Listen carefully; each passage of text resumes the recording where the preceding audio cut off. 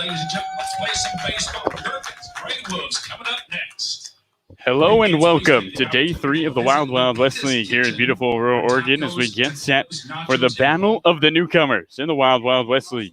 The Portland Gherkins taking on the Gresham GreyWolves for the first time this afternoon as both teams look to secure their first win in the summer of 2020. The GreyWolves are coming off a 6-1 loss to the Portland Pickles in a game where the pitching staff of Gresham walked 15 pickle batters, including 4 free runs home. The GreyWolves will look to bounce back today after a day off and defeat the Portland Gherkins. Like the GreyWolves, the Gherkins are also still searching for their first win of the summer, falling 14-0 to the Westland Knights in a game where the Gherkins were unable to get a hit. The farm team from Portland will look to forget and forge forward as they line up against the GreyWolves. The new kids on the block are going at it this afternoon as the Portland Gherkins face off against the Gresham GreyWolves for Game 1 of this Day 3 in the Wild Wild West League. Well, ladies and gentlemen, welcome you to the 2:30 contest. Starting pitchers for the GreyWolves will be Jacob Bowser. He's a 3/4 delivery with a 84-85, gives a two-seam and a slider. The starting lineup for the Gherkins: Blake Aratola to lead things off. He'll play center. Sean Alvarado, then Justin Herzog, Patrick Mushka, Zach Hart, Cade Edmondson, Ryan Torres, Humberto Alarcon, and Miles Norman. Lil P throwing out the first pitch here at North Main.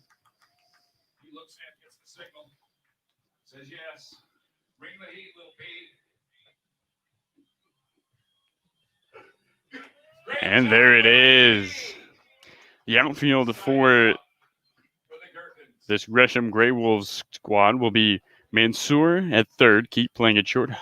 Jock at second, Hakkinen at first base. In the outfield, Heiser on the left side, Manning in center, and Halligan on the right. And putting down the signs in the squat is Miser. We have the catchers meeting or the coaches meeting.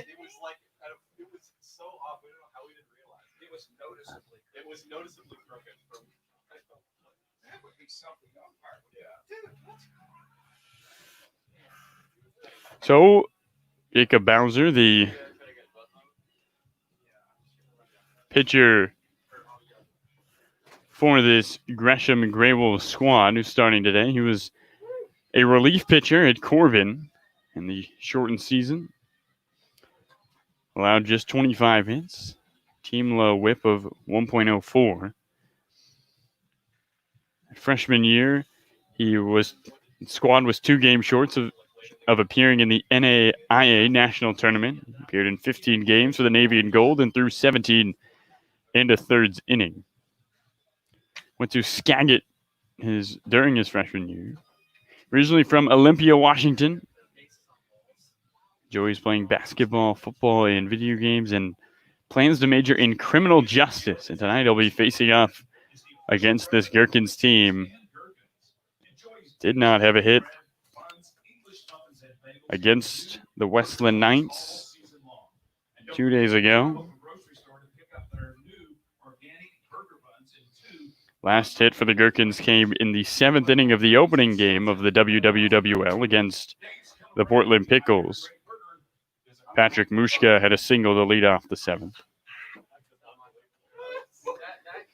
Starting pitcher for the Gherkins will be Brian Rayburn.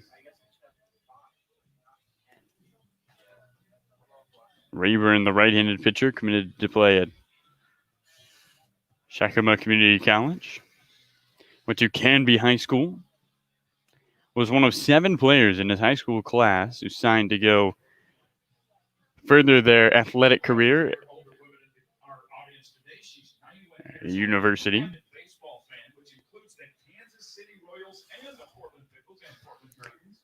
That was the coach's visit with the umpires at the plate. 2 good games today here in the Wild Wild West League. The Pickles and the Knights, the battle of the undefeateds later tonight. And right now, a battle of 2 teams still looking to get their first win. So Bowser jogs out. Iritola just added to this Gherkins staff yesterday. We'll lead things off.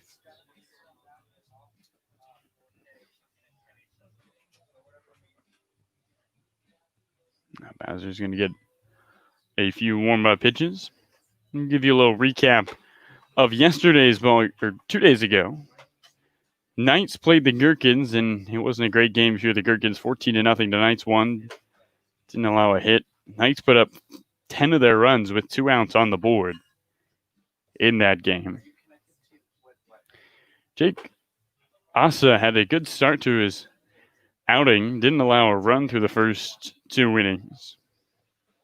Things kind of went downhill from there. And in the 9th game, which ended early due to some sparks in right field, which we promise have been fixed by PG&E, the Pickles put up 6 runs, all in the late innings, and had 4 of them walked home by this GreyWolves staff. Well, if you're the GreyWolves, got to throw some strikes, and if you're the Gherkins, you need to get some hits to win a game. 2 more pitches for Jacob Bowser. 3-quarter. See a slider and a 2-seamer from him. A sunny, hot day here at Aurora, Oregon. North Marion, a beautiful day to play some baseball. Wind is blown out to center field.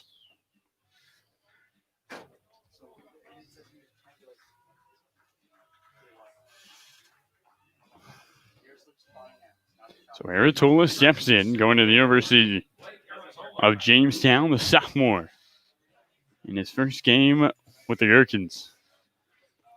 Went to Schmeckado, where he hit .320. 3 doubles, 4 triples for him at Schmeckado. Stole 21 bases in his year there.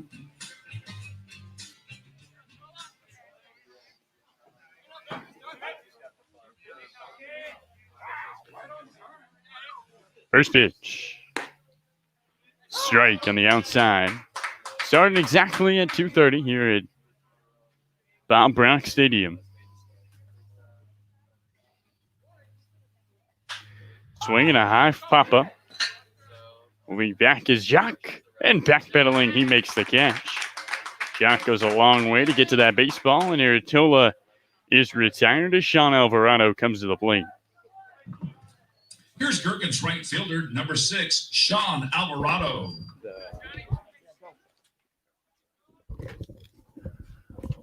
Alvarado was caught on a pickoff play.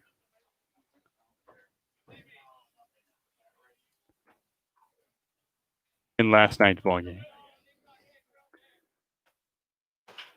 He swings at the first pitch. Jacques, 2 for 2.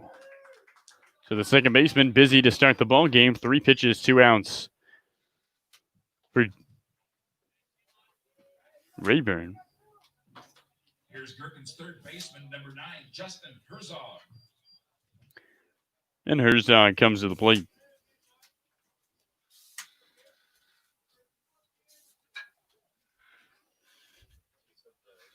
Rayburn kicks and deals. And a ball on the outside.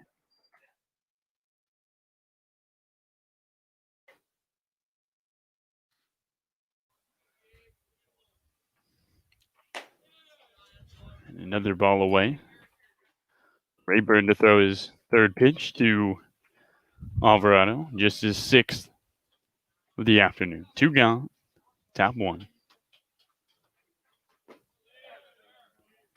And 3 balls and no strikes to Herzog.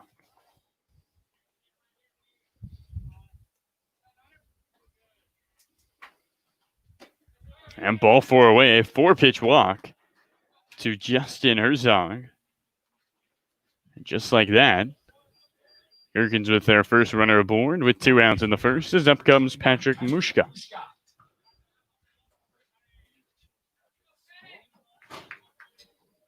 Patrick going to Santa Barbara City College next year.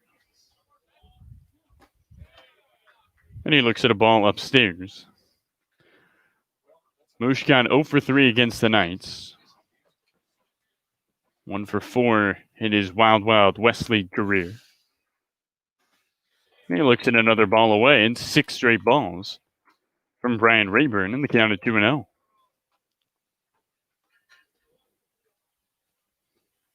The opening game for Mushka, he was 1 for 1, took a walk. The 2-0. And he takes a strike on the inside. Good pitch from Rayburn.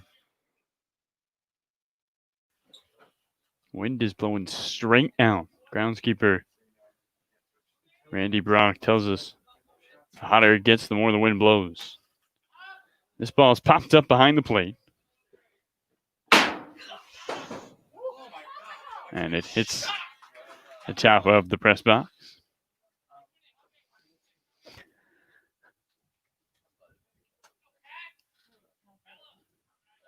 So 2-2 to the cleanup man with a runner at first and 2 gone.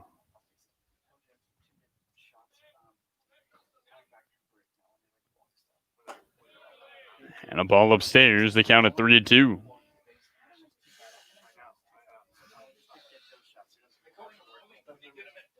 Mushka attended Catlin Gable as a freshman where he learned first team all league. There goes the runner. Swing and a drive. Left field. Heiser at the track. And it's off the bottom of the wall. Coming around third in to score is Herzog. Mushka jogs into second, and the Gherkins put a run on the board in the first inning.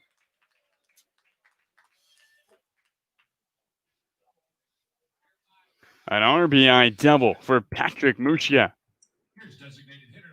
And a team that struggled to get a hit 2 days ago in the first inning puts a run on the board, and that's got to feel good if you're the Gherkins.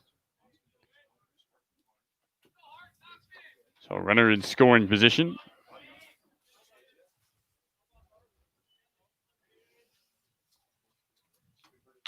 And here's a swing and a fly ball to right. This one into the gap.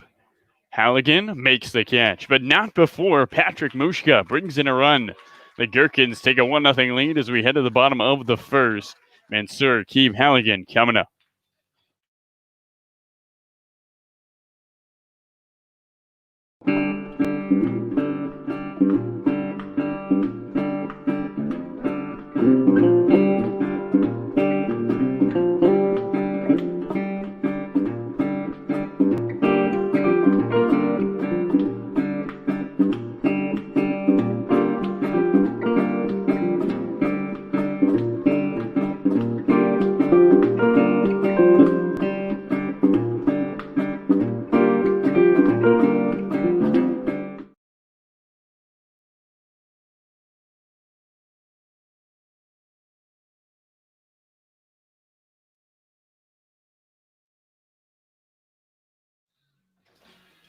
Ladies and gentlemen.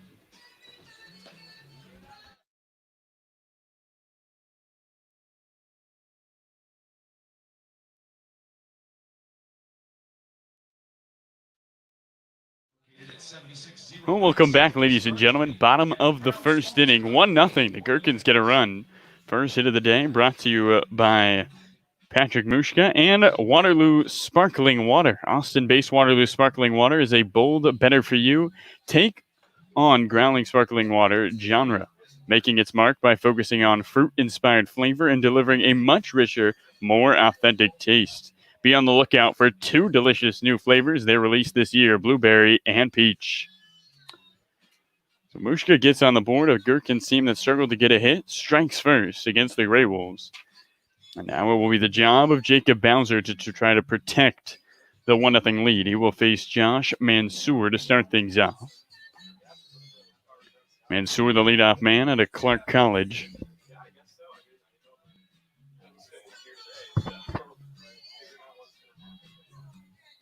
Leading off for the GreyWolves from Clark College, number 18, the third baseman, Josh Mansour. So Mansour stands in out of Ridgefield High School. Not many. I played basketball for 3 years. Calls Vancouver, Washington his home. And he takes a first pitch ball inside. First three-quarter delivery we have seen in the Wild Wild West League. They were tough. They were biggest. Mansour fouls one off. Count of 1 ball and 1 strike. Mansour, a two-way player at Clark College. And the 1-1 is a strike. The count of 1-2. Good pitch from Bowser. To the sidearm. Righties are going to see this ball coming at him, and it's going to drop in. And a little bloop shot down the right field line. Mushka can't put the glove on it. Stopping at first is Mansour, and the leadoff man with the leadoff knock in the bottom of the first. Josh Mansour is aboard the tying run. And coming to the plate is Sage Keep for the GreyWolves. The shortstop, number 28, Sage Keep.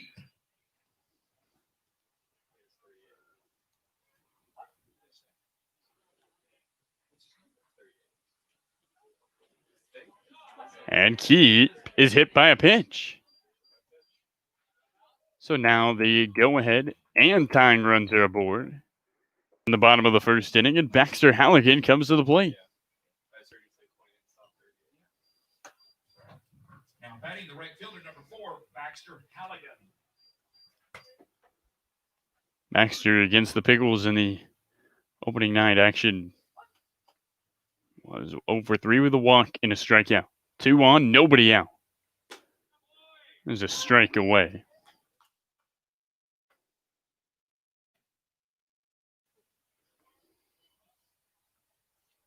So with the leadoff knock, he's at second base. Keep hit by a pitch, stands at first.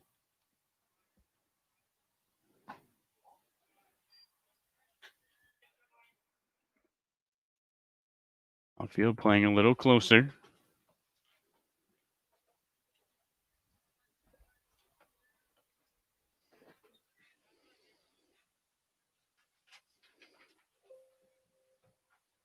Halligan swings and ropes one up the middle for a base hit. Coming home on the play is Mansour, and now he holds up and he'll go back to third. Great throw by the center fielder, Payson Manning, and all of a sudden the bases are loaded, and we have not yet seen an out here in the bottom of the first. Here's GreyWolves first baseman, number 12, Trace Hakkinen. Just like the GreyWolves planned, the cleanup man stands in the batter's box with the bases full. Trace Hakkinen brings some runs home. And he swings at the first pitch. This could be 2. Alarcon goes to first, and they get the safety out, but a run does come in to score. Mansour steps on home. It's a 1-1 game here in the bottom of the first. Here's GreyWolves designated hitter, number 20, Dominic Embody. So Hakkinen brings 1 run home. Both runners advance to second and third. An RBI for Hakkinen and Embody at the plate. And he takes a first pitch strike. Strike zone a little wider this afternoon.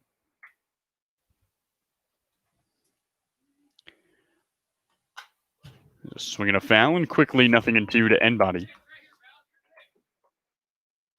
Bowser still searching for that rhythm. Would love to get out of this inning with only 1 run of damage, with 2 on in scoring position and 1 out. 1-1 game, a lot of early action here at Bob Brock. And a ball just misses away. Down to 1-2. Embody with a strikeout. He's 0 for 3 against the Pickles Sunday. And he swings and skies one. This should be plenty deep enough. Iritola makes the catch. Coming home on the play is Keep. And just like that, the GreyWolves take a 2-1 lead in the bottom of the first. So Embody with a sacrifice fly. Left fielder, number 7. He's a Red Hawk from Seattle University, Grant Heiser. And Grant Heiser steps into the batter's box with 2 out and a runner at second base.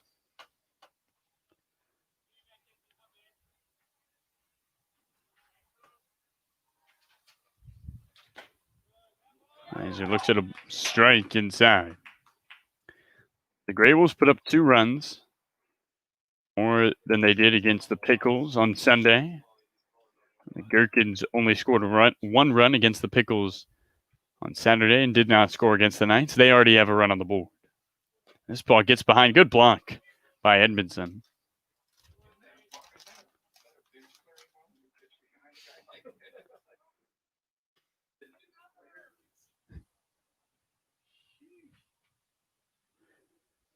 GreyWolves 2, Gherkins 1. Still working in the bottom of the first. And that ball gets him. Heiser hit by a pitch. He jogs to first base. And Bowser's already hit 2 GreyWolves, as up comes Kevin Miser. Now batting the GreyWolves catcher, number 16 from Vanguard University, Kevin Miser. So Heiser being at first does put forces on the base paths. Can make things a little easier for the Gherkins. Heiser stands in, 2 on, 2 out. And a ball away.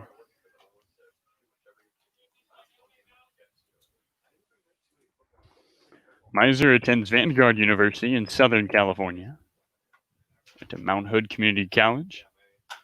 And he swings and slaps one onto the deck, foul.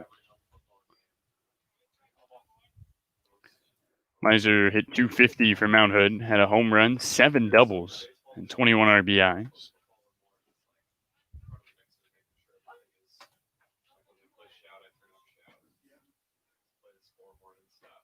Ball inside, awfully close to Miser.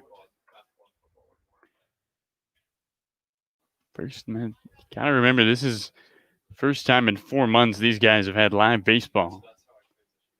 Now, Bowser's 3-quarter rotation. There's a slapper back up the middle. Alarcon to second in time. That does it. 3 hits, 2 runs, and a 2-1 lead for the GreyWolves as we head to the second inning.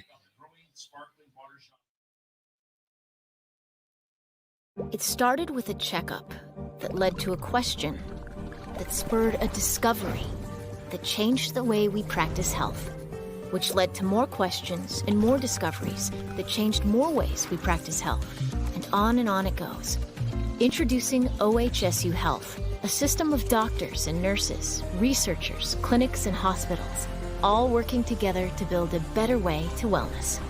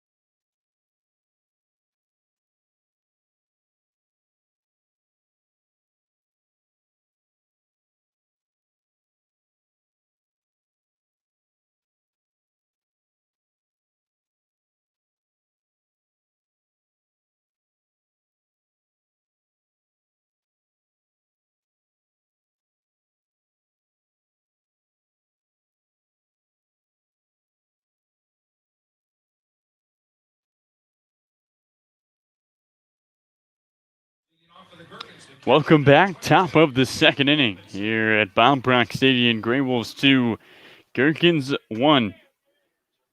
It has been a quick start to this game.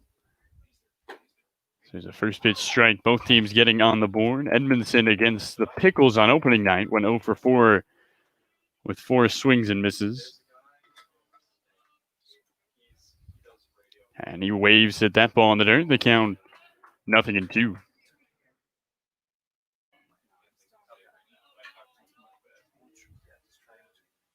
Edmondson going to California Lutheran. And he pops one back behind the press box.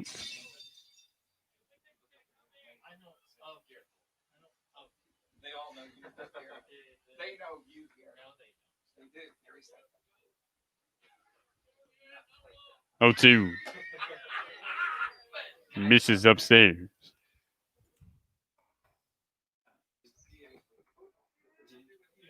He has basketball too. Basketball and football. Yeah, football. He's up in the PA booth, but for basketball. And a swing and a foul right back to us.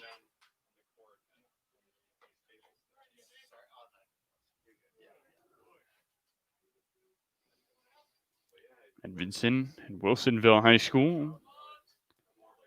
So his favorite class was AP English 11. Trying to get on the board. And he takes one in the back. Bowser has hit 3 Gherkins. And Payson Manning in the 9-hole comes to the plate. Here's Gherkins' second baseman, number 2, Ryan Torres. Excuse me, Ryan Torres.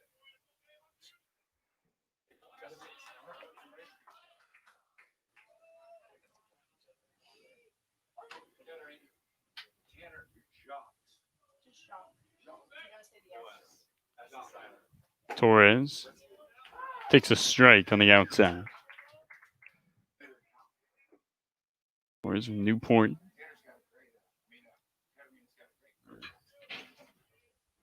One on, the tying run. And a strike on the outside. Now 0-2.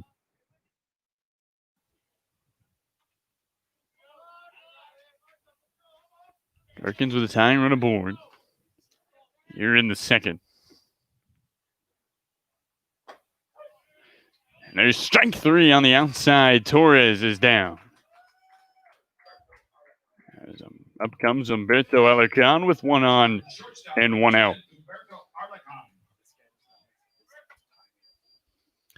One thing's for sure, Brian Rayburn likes to work, and he likes to work quickly. Gets the ball back and gets ready to go. Edmondson with speed at first, and they check on him. Bottom of the order trying to get something done. Eric's jumped out to a 1-0 lead. There's a strike up and away.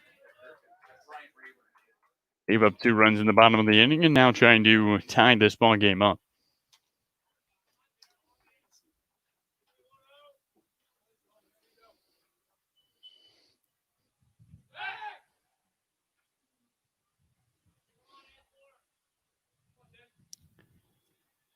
Alarcon 0 for 4 with a walk in his Wild Wesley career.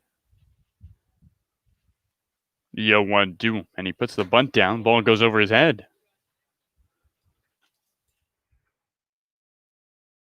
The surprise bunt there by Alarcon. Did steal 10 bases at Schmeketa. He's 5th on the team in stolen bases.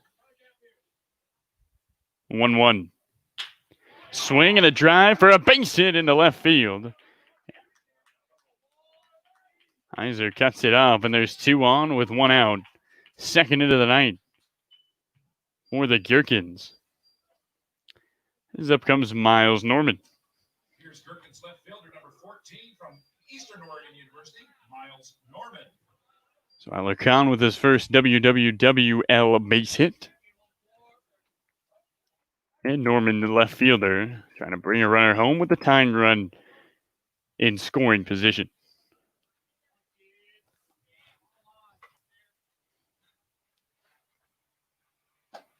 Norman waves, cannot hold up. He counted 0-1. Was a all-league honorable mention at Schmeketa Community College as a utility player. Went to LaSalle Prep. And he swings and lifts one into right center, and it drops for a base hit. Rounding third, coming home on the play is Edmondson. He will score. Going to second is Norman, and he slides in safely. Norman with some nice base running. He picks up an RBI, and the Gherkins tie it up.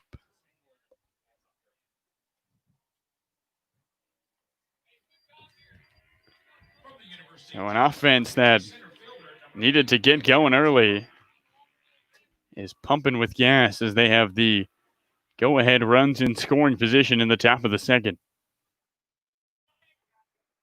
Both these teams have scored more runs than they did in their first couple of games.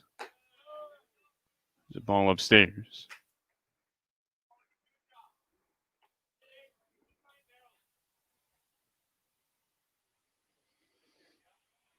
Tola popped out the second. And he looks at a ball inside.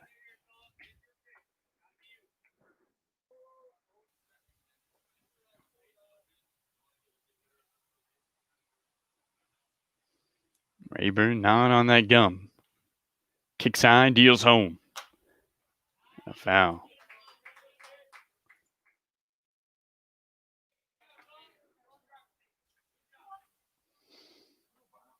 So the new guy on the new team, Blake Aratola.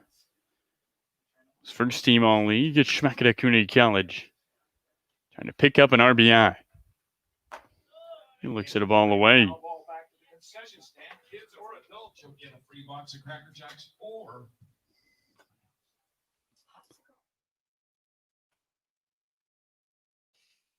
Hitters count for Aratola.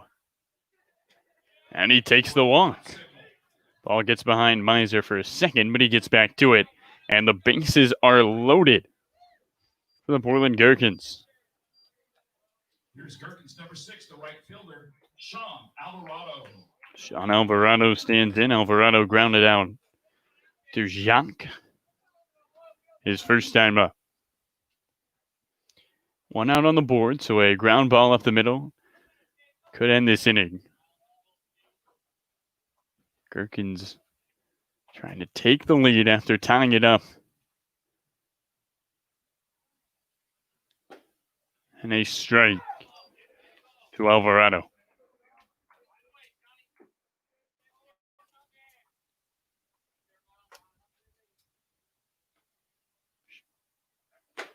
And Alvarado looks at another ball away. Hit .316 as a senior at South Salem while pitching with a 1.29 ERA. Second team All-State. And a ball way up and outside in the count at 2-1.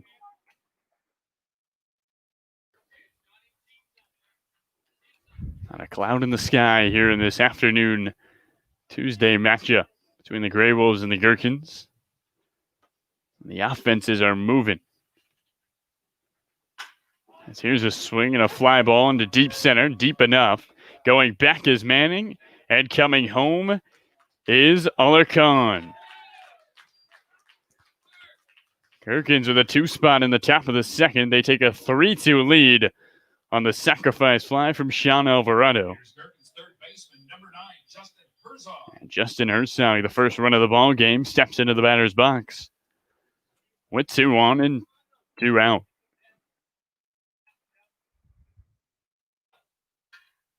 Ball is jumping off these bats here at Bob Brock. And a first pitch ball to Herzog.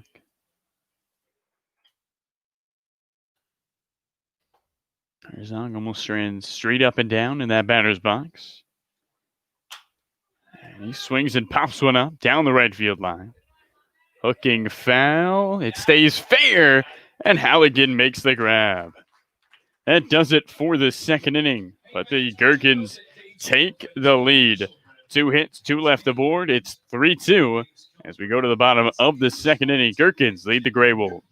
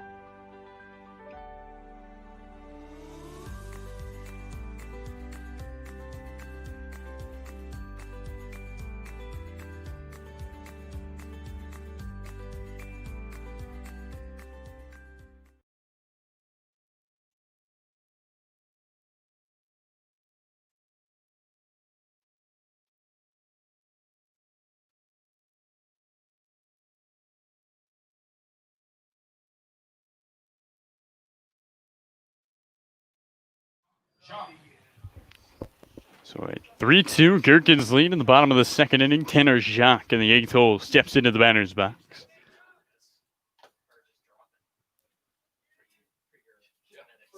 Jacques swings and slaps one. Torres is there. One pitch, one out to start the second inning. So Payson Manning, the center fielder, steps into the box.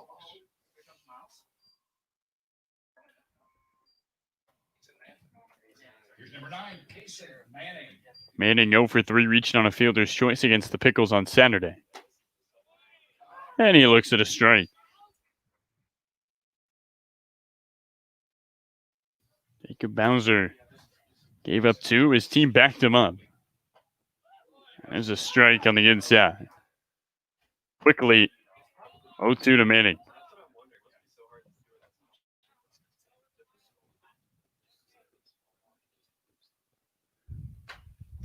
There's a swing and a foul.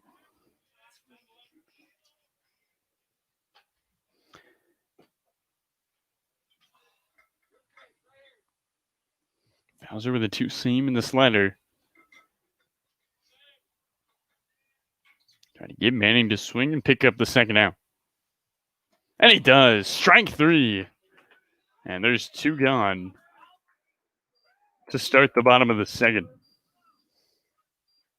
Here's the third baseman from Park College, number 18, Josh Manzer. So the leadoff man, Josh Manser, who singled and scored his last time up, fouls off the first pitch he sees.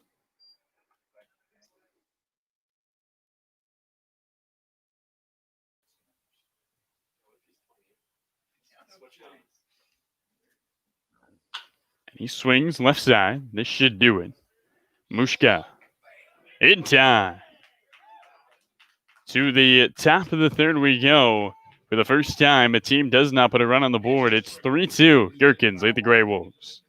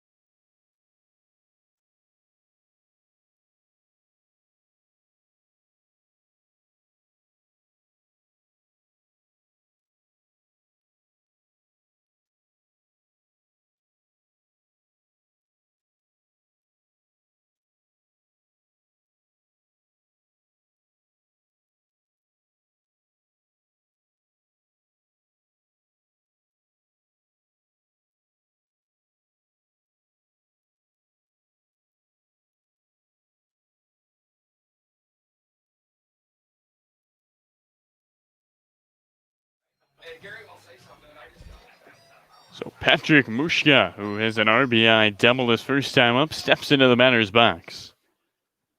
A 3-2 Gherkins lead here in the third. And he drives one down the left field line. That's a fair ball. Mushka digging for 2. He's in there easily with a slide. And it's back-to-back doubles for the Gherkin first baseman.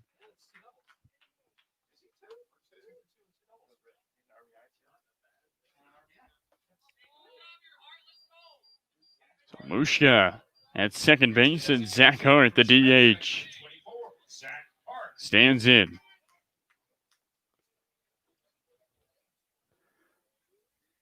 Mushka seeing the ball well. Hart trying to bring a run home and add to the Gherkin lead. The ball upstairs.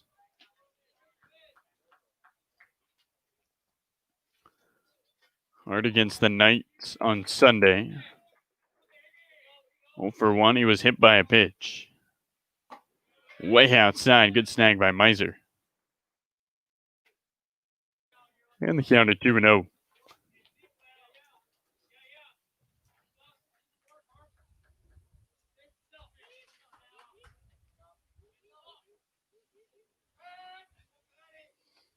Rayburn looks back to Mushka. Mushka at second after his double. He's 2 for 2 with a pair of doubles and an RBI. There's a ball way upstairs to Hart. 3 balls and no strike. First base is open. Cade Edmondson is on deck. He was hit by a pitch. Came around to score in the second.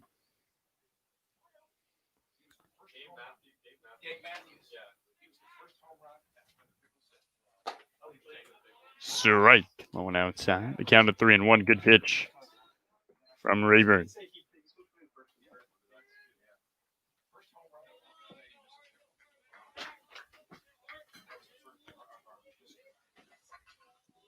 Hark will have the green light here with the 3-1 count.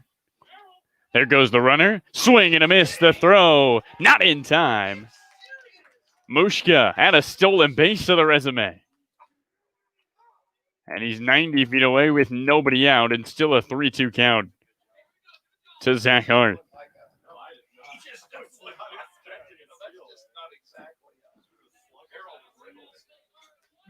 Don't let him fool you. Patrick Mushka's got some speed on the base pass. There's a swing and a foul. Remember, here at Bob Brock, you get a baseball, you get some Cracker Jacks or a pick or a popsicle if you turned it in.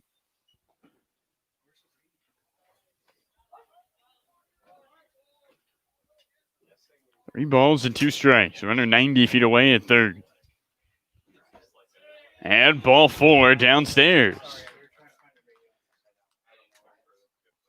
So Hart takes first base. There's runners at the corners, and Cade Edmondson steps to the batter's box.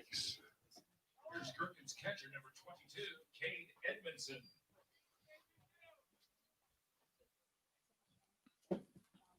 Edmonton was first team All-State as a linebacker back in Wilsonville. And he waves at the first pitch.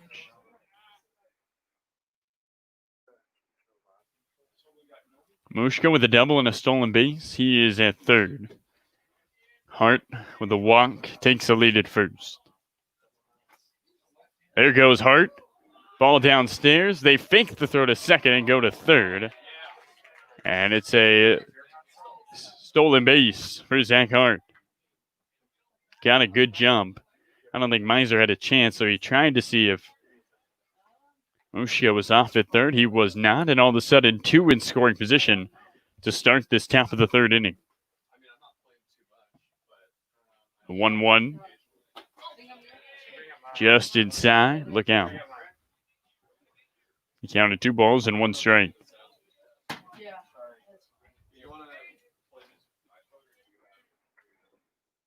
Wind blowing out. Runs are coming here at Bob Brock. Gherkins trying to add another. Swing and a miss. Count levels out at 2-2.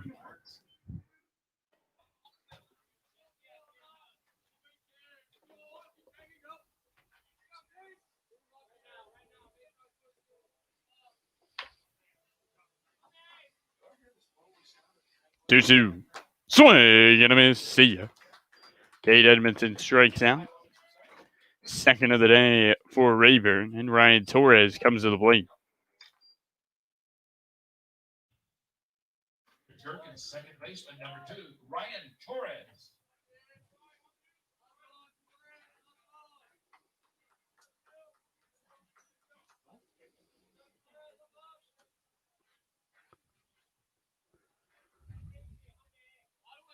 Torres struck out looking his first time up. He takes a ball. 2 on, 1 gone, top 3. Rayburn trying to work out of the jam and keep the Gherkin lead at 1. Swing and a miss. Another wave by Torres.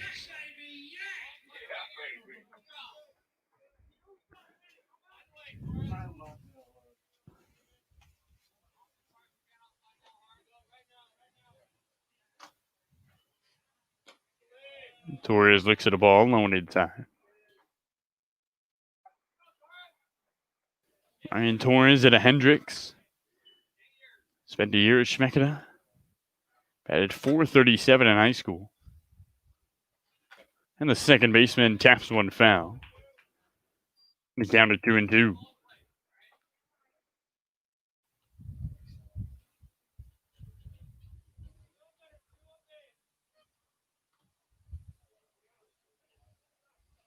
One run in the first for the Gherkins.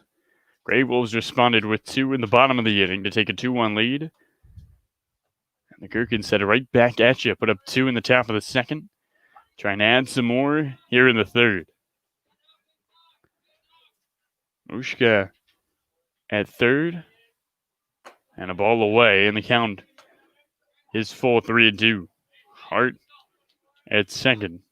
Both of them with the stolen base in this inning. 3-2. And a foul down the right field line.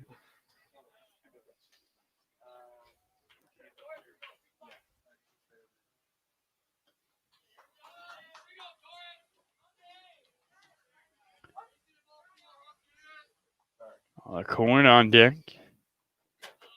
A single his last time up. 3-2.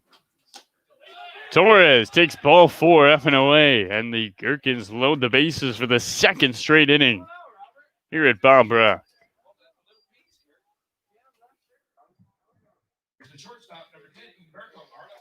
Arlecon with a single and a run in the second. No vacancy on the bases. Gherkins trying to add some runs with 1 out in the top of the third. There's a ball outside. Rayburn needs a ground ball right now. Well, you want to get out of this inning. Get the double play ball.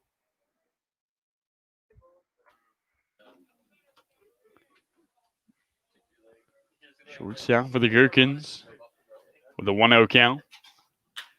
And he taps one foul down the left field line. Could have been trouble, instead the count at a ball and a strike.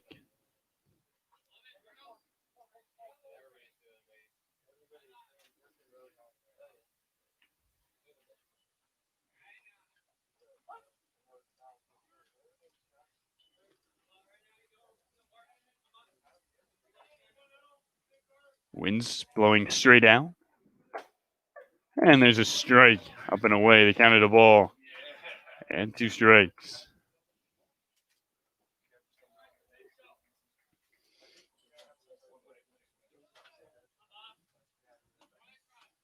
Beartown went to Mount Hood High School.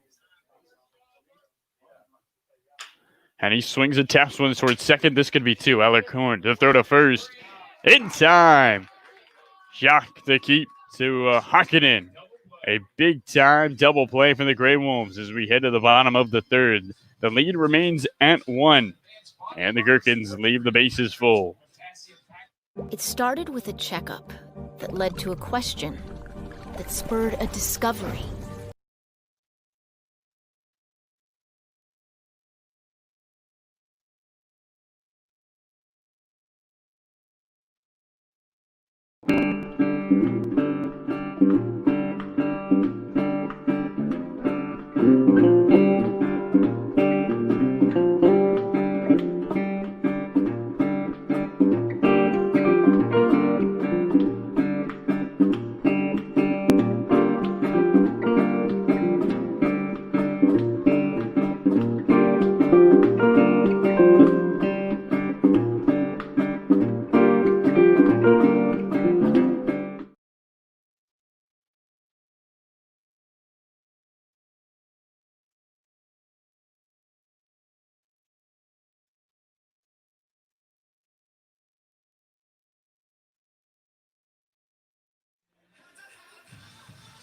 Welcome back, ladies and gentlemen. Bottom of the third inning. Gherkins 2, GreyWolves 3, 2, Gherkins 3. First double play of the game is brought to you by Dave's Killer Bread. Dave's Killer Bread, the official bread of the Portland Gherkins. Enjoy Dave's Killer Bread and their new burger buns all season long. A big double play by the GreyWolves. to keep this lead at 1. And here's a swing and a slapper left side. Alarcon. Long throw. Plenty of time. And with 1 pitch, there's 1 out in the 3rd. So 6-3. Retires Sage Keep, and Baxter Halligan, with a single his last time up, steps into the batter's box.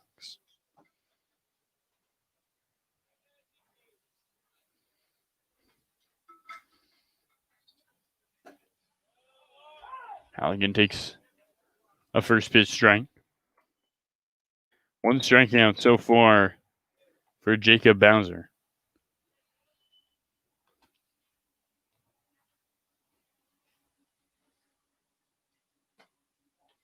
That ball misses inside.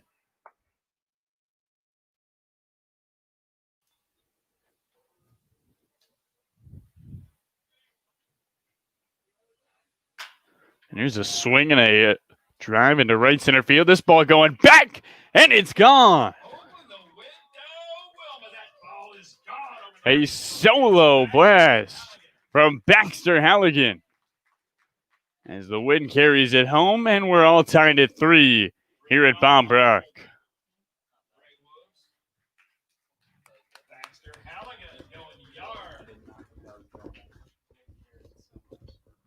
Here's GreyWolves first baseman, number 12, Trace Hockenham. Well, if you're wondering how much wind is blowing here at Bob Brock, that should give you a good indication. That ball sailed out of here. Clean up. Hockenham stands in. And he fouls one off. 3 runs apiece, bottom 3. A lot of action here in this Tuesday afternoon game between the GreyWolves and the Gherkins. There's a tapper left side.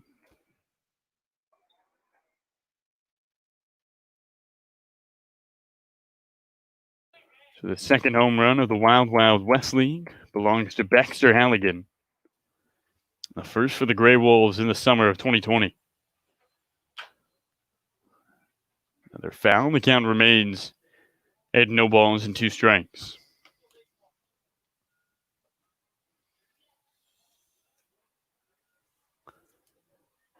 Trace Hockenham at a single against the Pickles on Sunday. 1 of 2 hits. As he's ahead of that one again.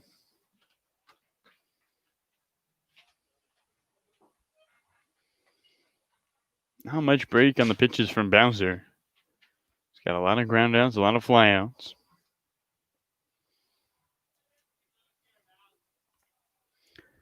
Trace Hockenham out of Mount Hood Community College, going to Montana State Billingsley. And he flies one into left. Norman moving over, gets under it. And he makes the catch, and there's 2 away.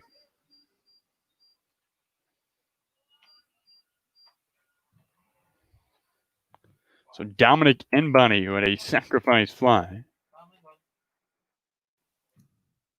The designated hitter, Dominic Enbody. Stands into the batter's box with the bases empty and 2 gone. And he swings at the first pitch and belts it into the gap in the left center. This ball takes a hop and rolls to the wall. Enbody to second. He's got a 2-out double. And the GreyWolves put the go-ahead run in scoring position. And the 3rd is up comes Grant Heiser.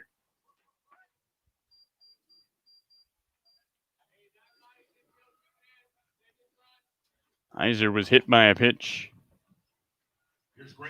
his first time up. Action in the bullpen of the Gherkins and the GreyWolves.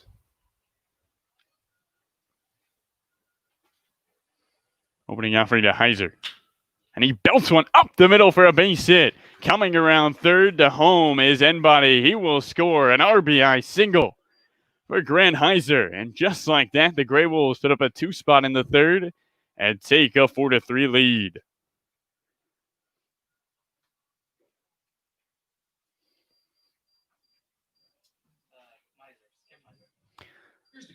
So back-to-back hits with 2 outs. Bring a run home, and Kevin Miser grounded out in the first, reach on a fielder's choice.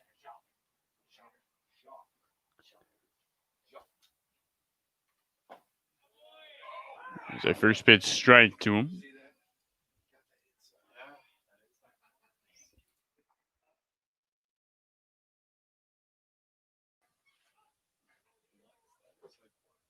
The 0-1 misses inside. 2 in the bottom of the first, 2 in the bottom of the third. We're still rolling. The GreyWolves with a 4-3 lead here at Baum-Brock Stadium. The 1-1. Swinging a drive into right field for a base hit. 3 hits in a row by the Gresham GreyWolves, all with 2 outs in the third, and there's 2 on. As up comes Tanner Jacques.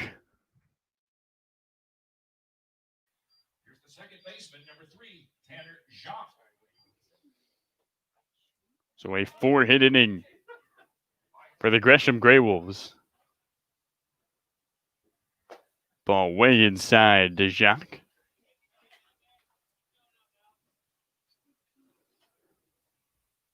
Well,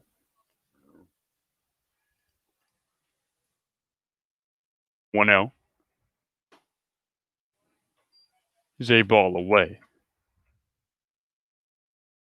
4 runs, 6 hits for the GreyWolves. 3 runs, 4 hits for the Gherkins.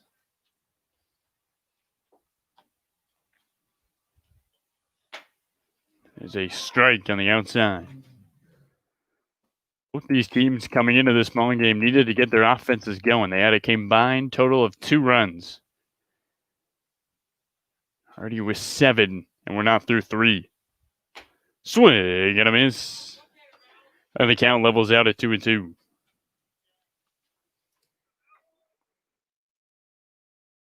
Jacques grounded out to second to start the second inning in his last at bat. And he takes ball 3. So 2 outs, 2 runners on, and a full count to Jacques.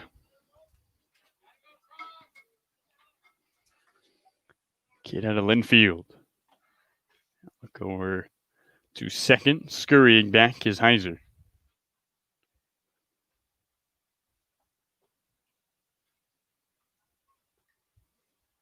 Runners go. And a foul, and the at-bat continues. Jacques hit .310 at Linfield, went to Skagit, where he was named the 2018-2019 Male Athlete of the Year. All-conference shortstop honoree. And he fouls a pitch off on the inside.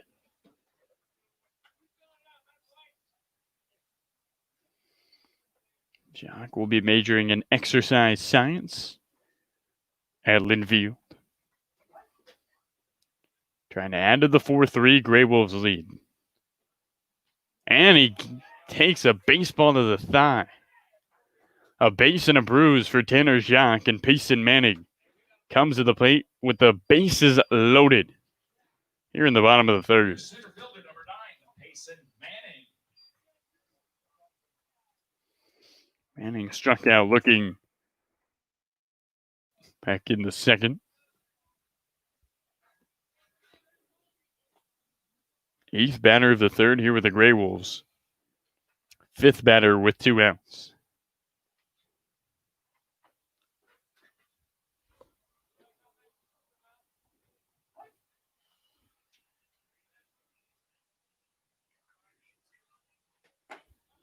There's a strike on the inside. Wind blown out strong. Already carried Baxter Halligan's home run out of the park. Here's a slapper left side. Another cone to second for the force. It's close, and it's in time. So the bases are left loaded, but 4 hits and 2 runs put on the board by the GreyWolves. It's a 4-3 lead over the Gherkins as we head to the 4th. Here in Aurora, Oregon.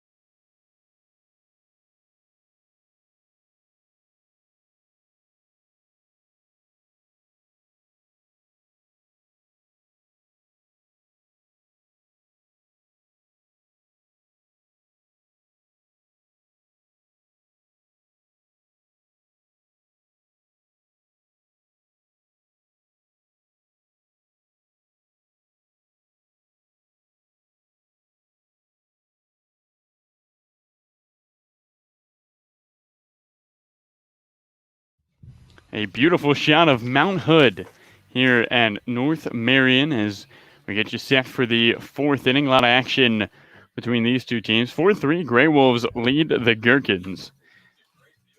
And will be Norman, Aratola, Alvarado in the fourth inning for this Gherkins team. Both these teams have to feel pretty confident right now after struggling in their first couple of games, the WWWL. But you get that confidence back, and now the focus becomes making sure you take the lead and keep the lead. Rayburn trying to do just that here in the top of the fourth, his opening offering. Inside for a strike.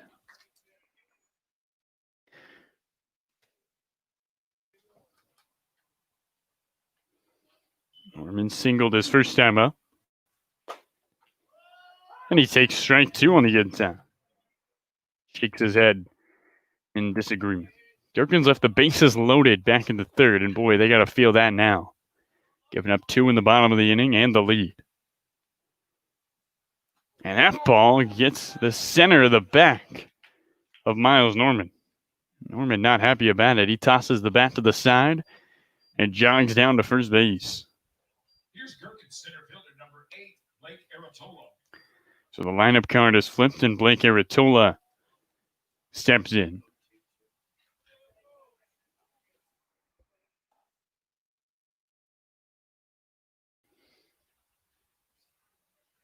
Throw over to first. Back safely is Norman.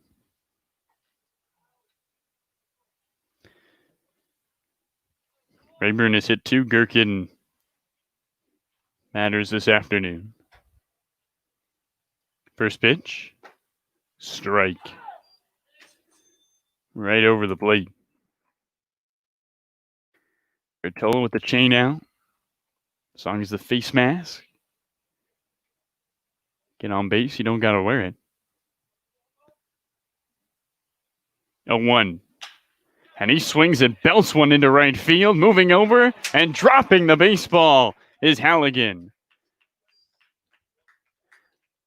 A E9 allows Aratola to reach. And there's 2 on with nobody out to start this fourth inning. Looked like Halligan was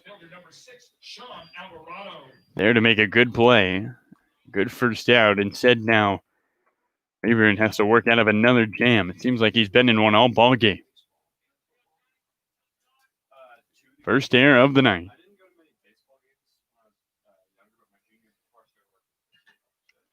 2 on, nobody out for Sean Alvarado. And he swings and drives one, snagged out of the air, throw to second in time. Hakkinen with the catch. He goes to second, 3-6 double play. And boy, does that change things here in the fourth. As there's 2 outs and 1 on with the lead runner gone. And up comes Justin Herzog. Number 9, Justin Herzog.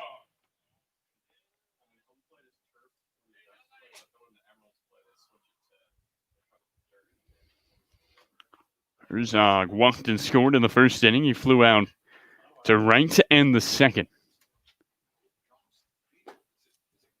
And he takes a strike. So Rayburn, thanks to a nice play from Hakkinen, trying to get out of this fourth inning unscathed. Snap back throw to first, diving back is Aratola.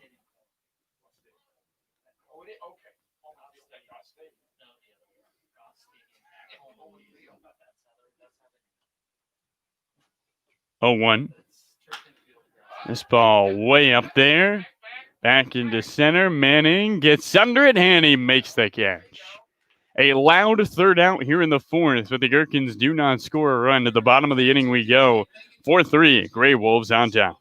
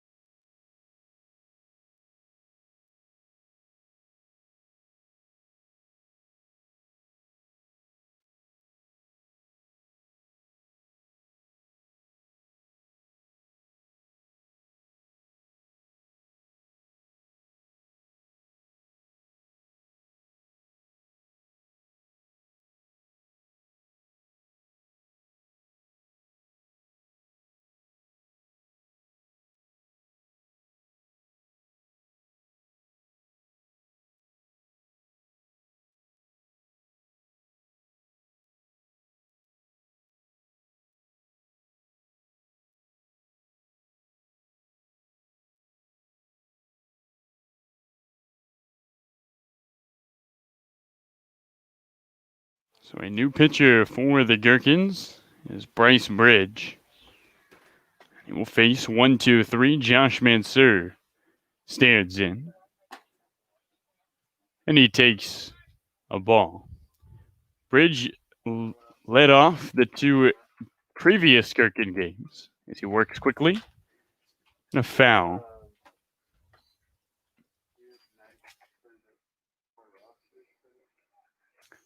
Bottom of the fourth, which means after this inning, we'll have this day in baseball.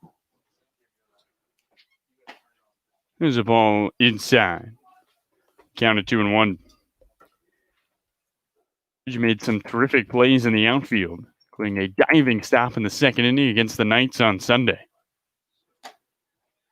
And there's ball 3 upstairs into the hitter's count to Mansour. The count at 3-1.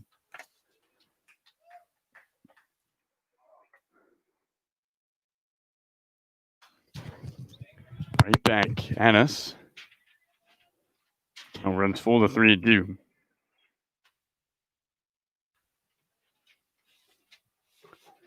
Bridge exhales. The payoff pitch. Another foul. Well, Jacob Bowser worked pretty quickly. Bryce Bridge doesn't want to think about it at all. He just get the ball and throw it home.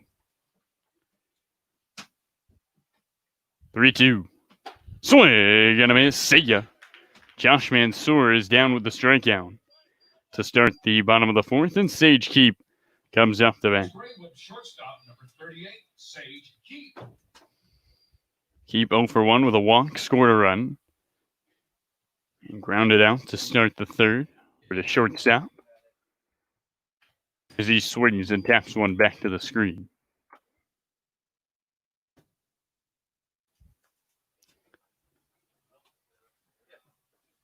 Keep and Mount Hood hit 207. 3 doubles. This ball gets away. The count of 1-1. 6 hits in his 29 at-bats. Calls center Washington home. 1-1.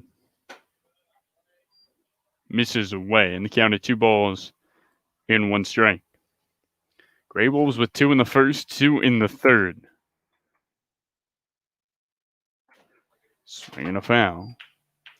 And the count levels out at 2-2.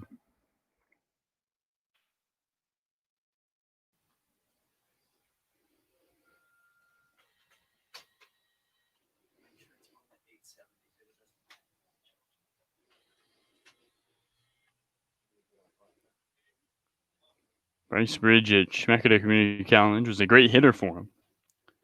Third on the team in hits, second in doubles, first in triples. Didn't do a whole lot of pitching. So we get some new baseballs out on the field.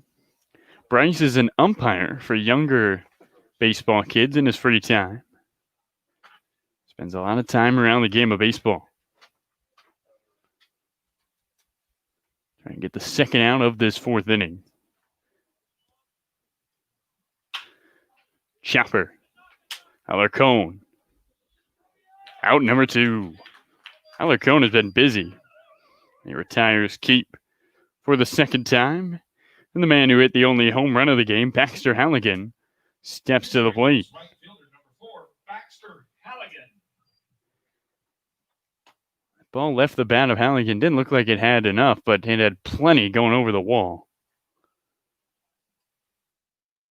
Trying to go right back to right center once again. Opening offering. Way outside.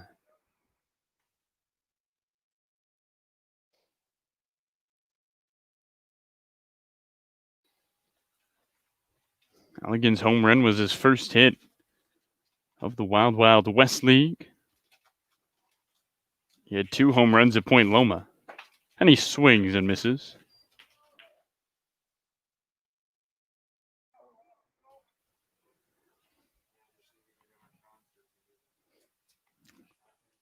Folks, after this bottom of the fourth,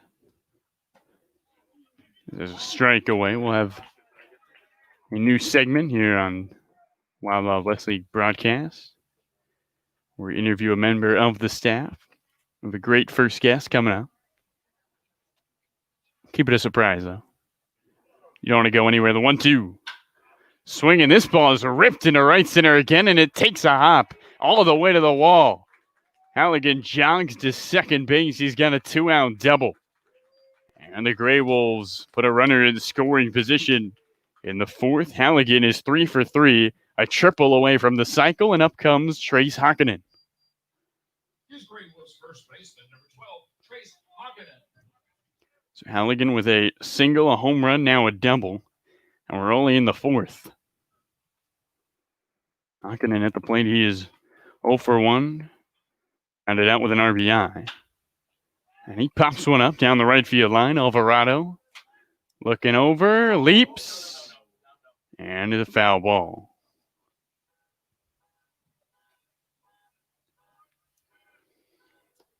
Not had a 1-2-3 inning on either side. A lot of action in between the GreyWolves and the Gherkins. Told you on Sunday it was going to be 2 good games, and this first game has definitely lived up to the hype. High-scoring baseball. 2 teams looking for their first win in the Wild Wild West League. 1-2. Look out.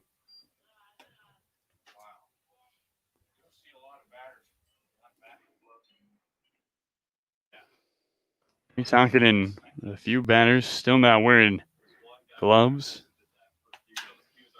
And he flies one into right center field. This ball going back at the wall. Goodbye! A 2-run blast by Trace Hockinen. And the GreyWolves increase their lead to 3. It's 6-3 Gresham in the bottom of the 4th.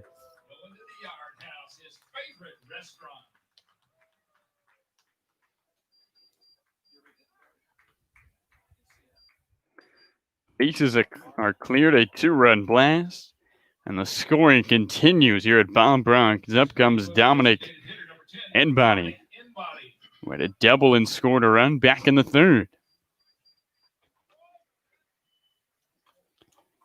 All 6 runs for the GreyWolves have come the top part of the lineup.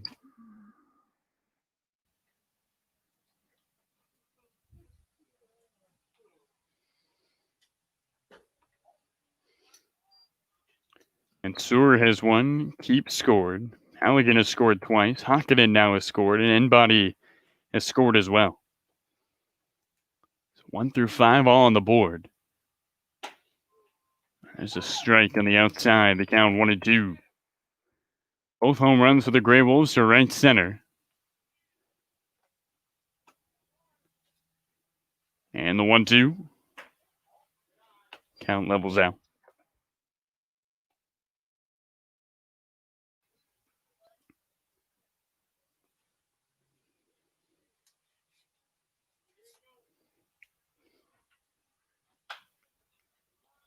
Swing and a foul.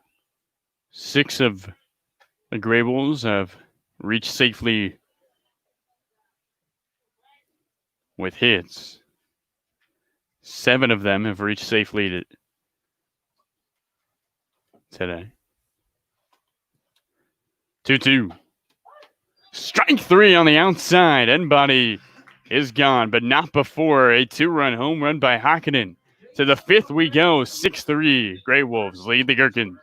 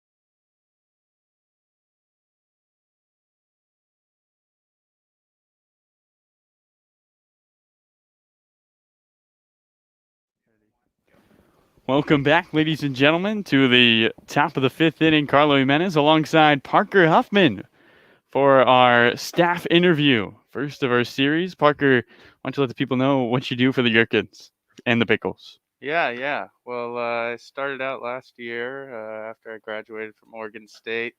Started out as an intern, and then after that season ended, they hired me on full time. And since then, I'm selling tickets, man. So me and Kevin Herbst in the ticketing office. Nice. And so you mentioned you interned last year. What did you do as an intern for the Picks? Well, the cool thing about being an intern for the Pickles is you get to do it all. So, I was helping out with tickets, obviously. That's kind of what I did for the most part. But, game day operations, marketing, social media, helped out with cameras on the broadcast. So that's really, I think, one of the coolest things about being an intern for the Pickles. You get to wear a lot of hats and, build up a lot of experience in a short time. So. Yeah, it's pretty nice. You mentioned you went where you were around the Pickles last year at Walker Stadium. We had 3,000 people, a little bit of different environment here, but I think there's still that same Pickle spirit when you come out to North Marion. Why should people come out to a game? Well, first of all, the field out here is absolutely incredible. Got to give some props to Randy Brock and his son Tucker, the two main guys that are doing the field crew. But other than that, it's one of the only opportunities you got around here to see some live baseball, and the talent level is high. Obviously a little bit different than what we typically have in the West Coast League, but I think the cool thing about this league is it's, we had to pull all these players from the greater Portland metro area, so it's really showcasing the talent that we've got here in the Northwest, and it's pretty cool to see. Yeah, I think it's cool to see all these guys who played against each other in Little League, and now 5-6 years down the road come play each other, and getting to see that firsthand is a great experience. Yeah, absolutely. It's this game has been very competitive. I think you're going to see some more runs put up by the Gherkins pretty soon, and I'm excited to see the finish. So Parker, you're rocking the Gherkins mask. So is it Gherkins then Pickles, or what's the order of your teams? Well, I got to rep them all. Certainly the Gherkins and the Pickles are my top two. I think I got to go Pickles first. I do have the tattoo on my leg from Tattoo Tuesday last year, so I think they're always going to be my number one, but certainly a Gherkin fan as well. All right, yeah, the Gherkins, I mean, they got a shot here. They put up some runs. So definitely a very good GreyWolves squad, but there's a lot of games out here that are going to be great games like this. I think it's a great opportunity for fans to come out and watch baseball where you see 9 runs in a game. That's something you usually don't see when you're watching baseball. Right. Yeah, absolutely. And I think those first few days it's taken the guys a little bit of time to get back to seeing live pitching and being ready for a 90-mile-an-hour fastball, but I think you're starting to see the bats come alive today, and I'm only expecting it to get better. So, yeah, the baseball will only get better. I know we have the Pickles and the Knights playing tonight. Talk about that game. That's going to be some 2 undefeated teams, some 2 powerhouses going at it. Yeah. No, I'm really excited to see that. The Knights, obviously, they've got a bunch of guys from Oregon State, so they're a very talented group, but this Pickles roster, man, there's some scrappy guys in there, and also some very high level D1 talent. So I'm excited to watch it. I'm hoping it's going to be another barn burner, if you will, later this evening. So it should be fun. And Parker, pregame for the fans who weren't here, I saw you catching some punts from our co-owner John Ryan. Any thoughts about going to the NFL? Well, John was telling me he's seen some NFL guys do worse than I did. So I'm not trying to brag, but it definitely felt pretty good. I went 7 for 7 catching the punts. So who knows, man? I'm a free agent. So any NFL teams, I'm here. I mean, 7 for 7 against NFL punter. That's pretty good. I have to say I'm impressed. Yeah, he was. John was booming him too. I think he was sitting around 60 yards. So pretty impressive. So when the Pickles decided that, hey, all right, our league is canceled, a lot of teams are canceling, let's try to start our own league. All right. Were you at all surprised that this organization would do something that I think when was first suggested that there's no way they could pull this off? I really wasn't surprised, to be honest with you. Alan Miller, the owner, one of the 3 owners, but probably one of the more active ones as far as staying involved with all of our marketing and efforts to make baseball happen in the Portland area. I knew that he was going to try to make something happen this year, so I was all on board from day one when we started talking about it, and it was only a couple weeks that we had to figure it out, and we did it. So it's pretty cool to have been able to see it all come to fruition and be a part of that process as well.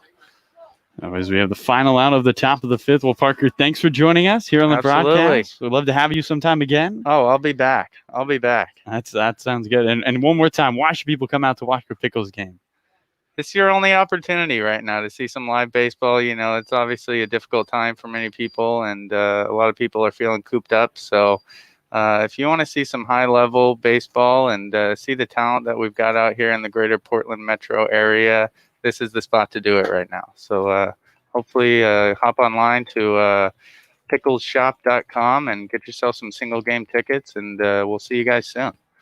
Awesome. Thank you. You got it. It started with a checkup that led to a question that spurred a discovery that changed the way we practice health, which led to more questions and more discoveries that changed more ways we practice health. And on it goes. Introducing OHSU Health, a system of doctors and nurses, researchers, clinics, and hospitals, all working together to build a better way to wellness.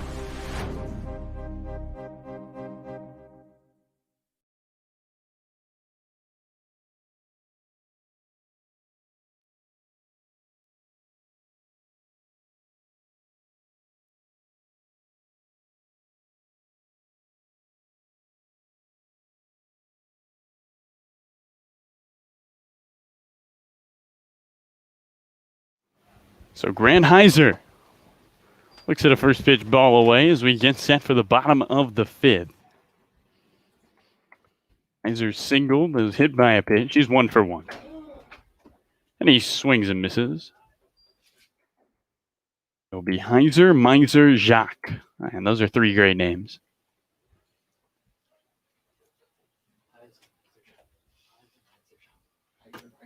One. Swinging a tapper. And it gets by Herzog. So Justin couldn't hang on to the one-hopper left side.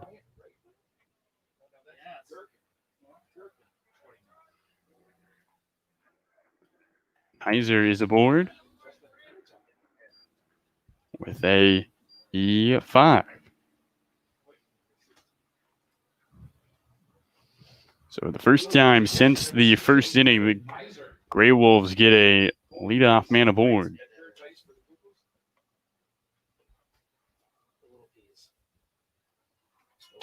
Ball's inside.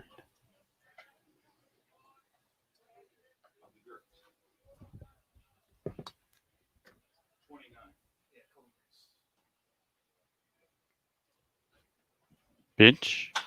Swinging a rocket, but it's right at Norman. And there's one gone in the bottom of the 5th. So Tanner Jacques, the second baseman, stands in. He was hit by a pitch and reached back in the 3rd.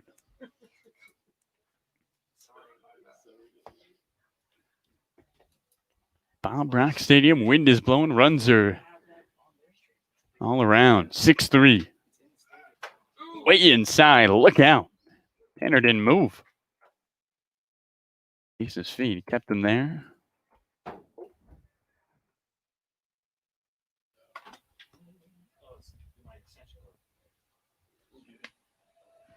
One on, one gone, bottom 5. Up and inside. And the count at 2-0. In the 1st, the 3rd, and the 4th, the GreyWolves put up 2 runs. That's how they have their 6-3 lead. Gherkins put up 1 to start the ball game in the 1st and 2 in the 2nd. but have been held scoreless the last 3 innings.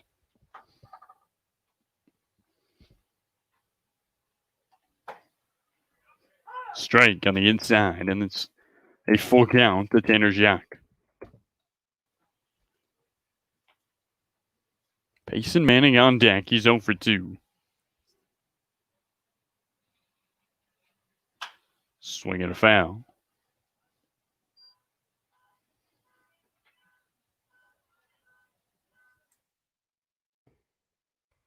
For the air by Herzog. 1 error for both teams. And Heiser at first base. 3-2 home. Up and inside, a walk to the 8th hole hitter, Tanner Jacques, and Payson Manning comes up with 2 on here at the bottom of the 5th. Here's GreyWolves center fielder number 9, Payson Manning. Manning is the only Grey Wolf to not have reached.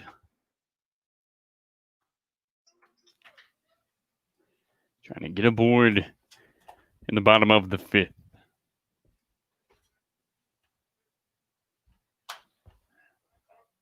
And he slaps one foul.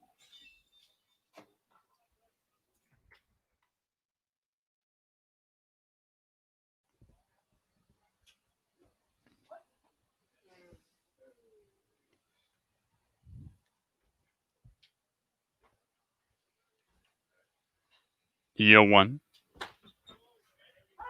Strike on the inside, and quickly nothing to do. Payson Manning.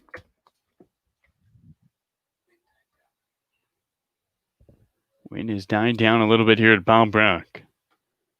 2 on, 1 out, and the 0-2. Look out inside.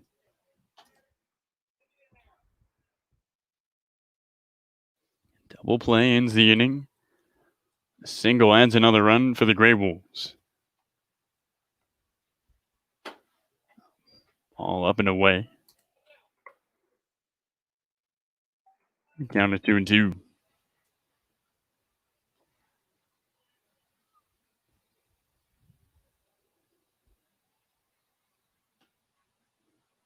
And it got a piece of Manning. So an error, a walk, and a hit by a pitch. The bases are loaded for the Grey Wolves, and the lineup card is flipped. It's Josh Manzer.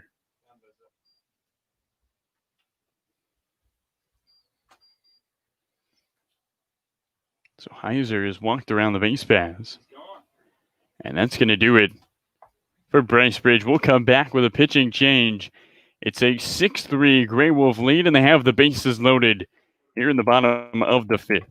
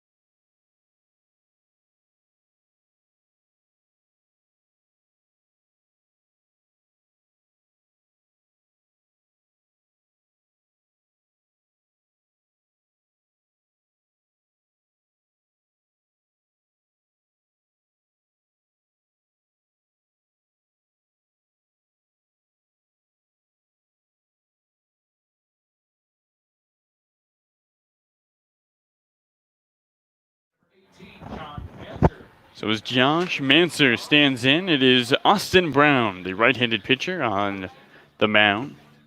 Pitched on Saturday in the opening game of the Wild Wild West League.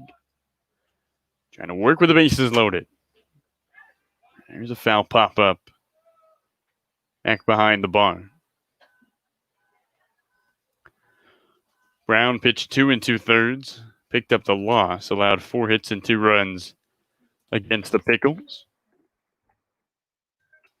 Gives you a fastball, a curve, and a 2-seam. Gonna be around high 80s.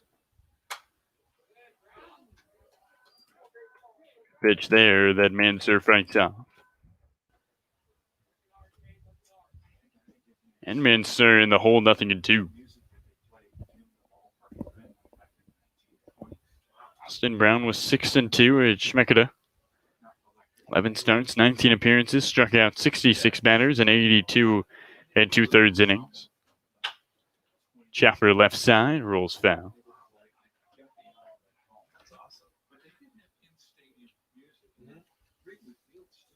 Yeah, Ravens caused that organ. Their organist just retired after Gary Pressey.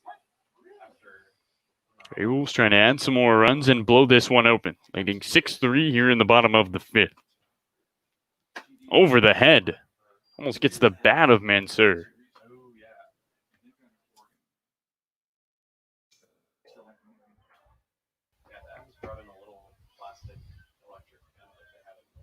Mansur with a single. He's 1 for 3. Struck out his last at bat.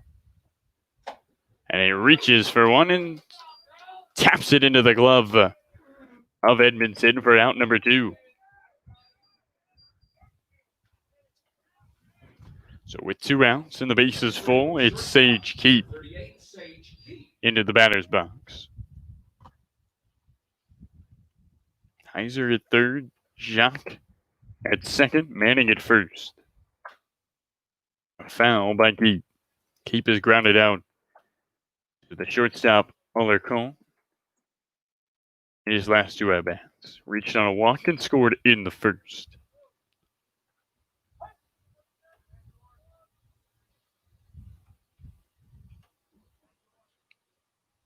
Brown kicks and kneels.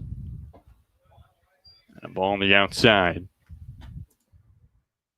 And a 1-1.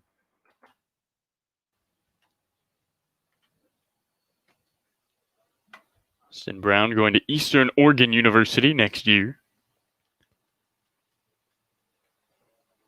This is a swing and a rocket up the middle for a base hit. 1 run comes in to score. Another rounds third. It's an RBI single. And it's an 8-3 GreyWolves lead here in the bottom of the 5th. So Keep gets his first knock of the ball game and 2 RBIs with it. As Heiser and Jacques come home, Manning to third on the play. And Halligan, who is a triple away from the cycle, steps into the batter's box. 2 more runs in the 5th. A first pitch ball to Halligan. A single in the first, a home run in the third, a double in the 4th.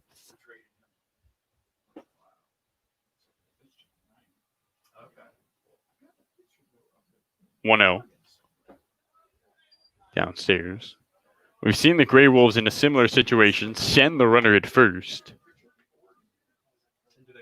So we'll see if Keep is running.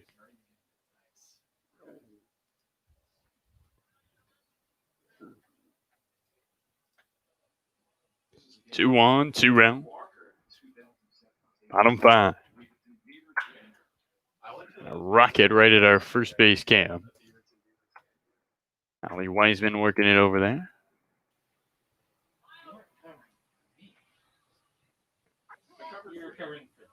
Their guy. But you got me the gig. Hey, you know what? Remember I told you I lost my iPad? I found it. Wow. About a year later. Wow. Yeah, it's down in my basement. There goes Keep. Ball on the outside, no throw. As expected, the GreyWolves send the runner. Keep with a stolen base, uncontested. And Halligan now can do some real damage with a 2-2 count. And 2 in scoring position.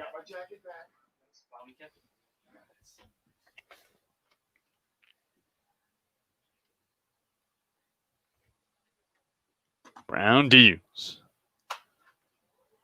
And a foul. The at-bat continues for Baxter Halligan. Inning started with Heiser reaching on an error. Heiser lined out, Jacques walked, then Manning was hit by a pitch. Mansour struck out, and after all that, we had our first single of the inning with the bases loaded by Sage Keep. And here's a swing and a high drive into right center field. Artola looking up. It's off the bottom of the wall. Into second base goes Halligan, a 2 RBI double.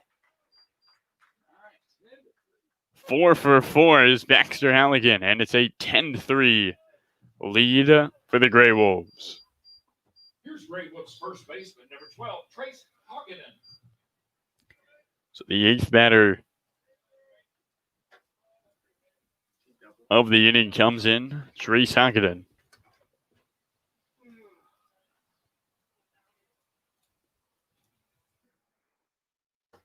Pitch to him. Taps it foul.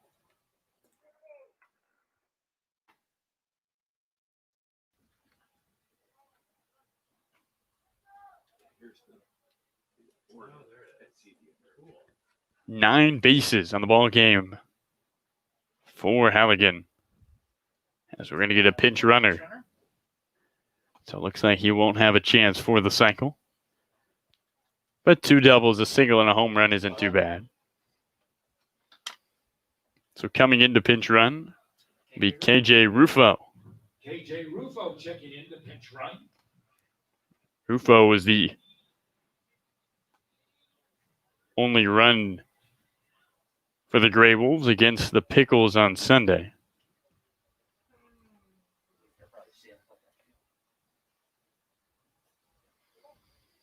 So Rufo at second, Hockinen at the plate. 2 gone. The bottom of the 5th. 4 runs for the GreyWolves. Here's a pop-up. Back there is Alvarado. And that does it for the 5th. 4 runs on 2 hits, 1 left aboard. We go to the 6th inning. 10-3. GreyWolves all over the Gherkins here at Bob Rock. It started with a checkup that led to a question that spurred a discovery that changed the way we practice health, which led to more questions and more discoveries that changed more ways we practice health. And on it goes. Introducing OHSU Health, a system of doctors and nurses, researchers, clinics, and hospitals, all working together to build a better way to wellness.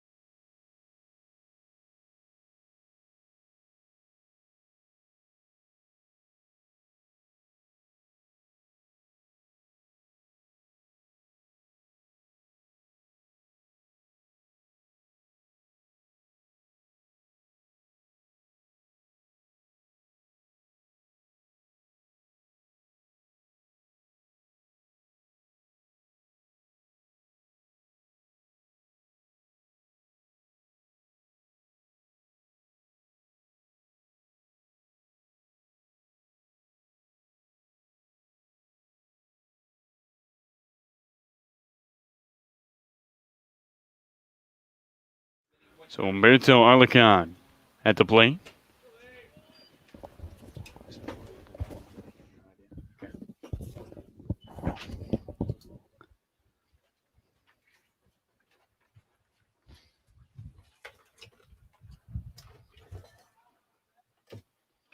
Alarcon grounded into a double play.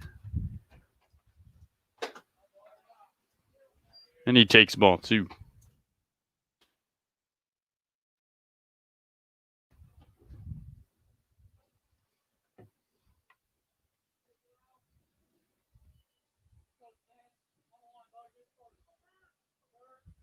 Two-0. Swinging a little blooper right side and coming in is Hakkinen to make the catch.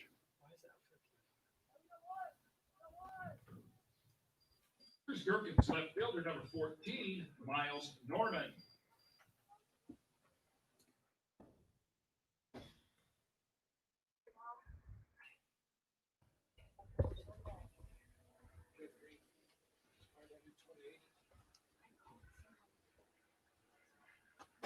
First pitch ball to Miles Norman.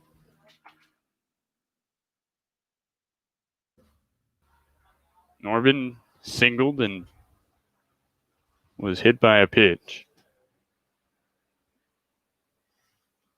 The 1-0 upstairs. We counted 2-0.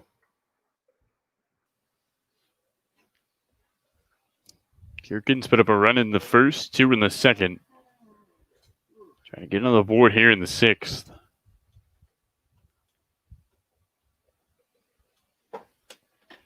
There's a strike. Evens up, 2 balls, 2 strikes.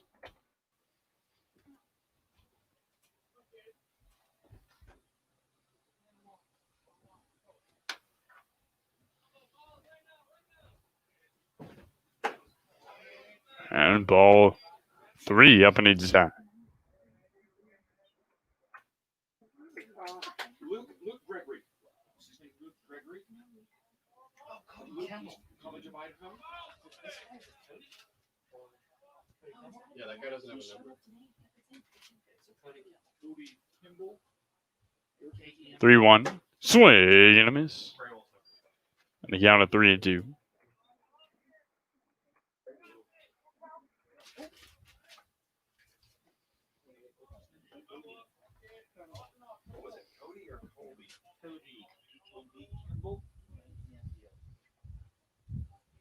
Cody Kimball on the mound for the GreyWolves. It is 3-2. Just off the top of the bat of Norman.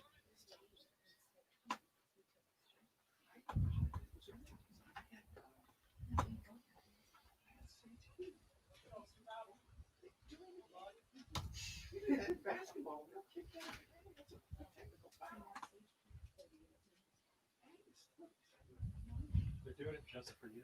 3-2. Misses inside, and it's a walk to Miles Norman with 1 out in the top of the 6th. Norman has reached all 3 times. And up comes Blake Aratola. Here's the center fielder, number 8, Blake Aratola. Aratola reached first on a error by Halligan.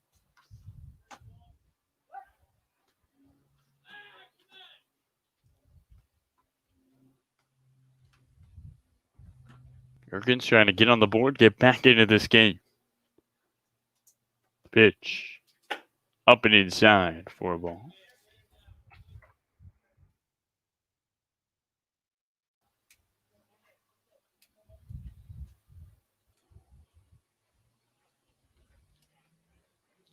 Cody Kimball out of Clackamas Community College.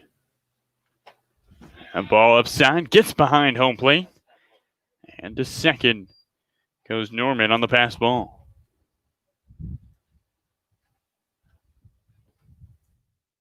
Norman moves into scoring position. The Gherkins, an opportunity with 1 out in the 6th to put a run home.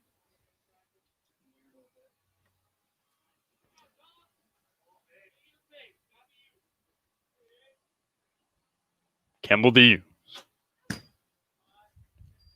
A foul.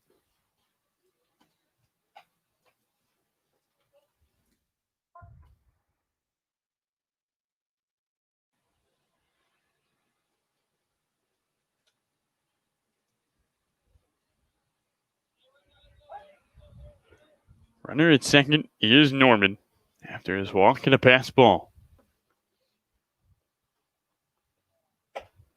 There's a strike at the knees. And the count levels out at 2-2.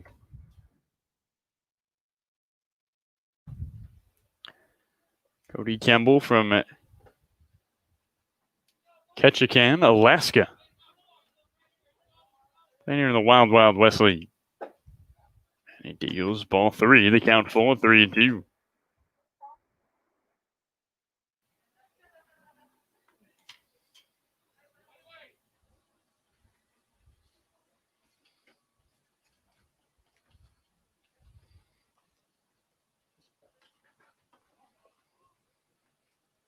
And look over to second.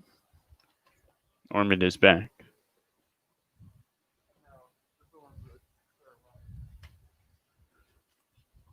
One on, one out.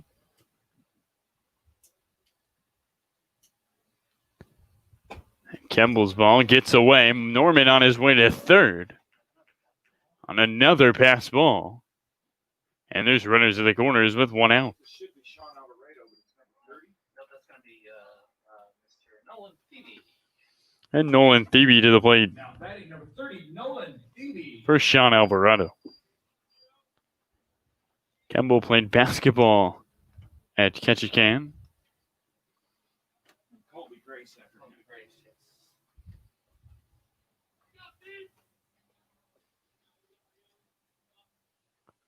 2 on, 1 gone. Opportunity here for the Gherkins.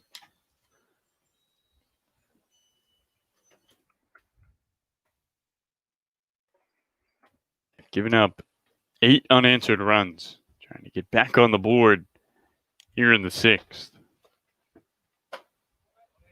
There's a ball up high and the count at 2-0.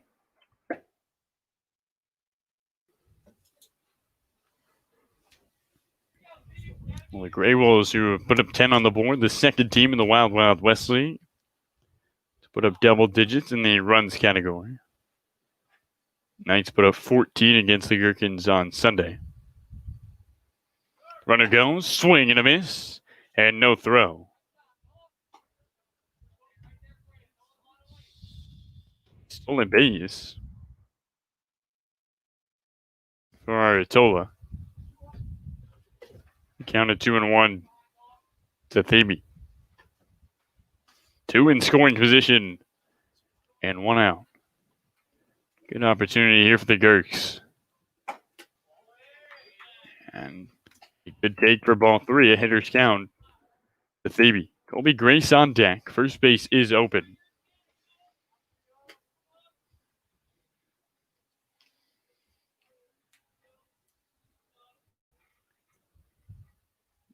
The 3-1. Swinging a high pop-up back to the screen.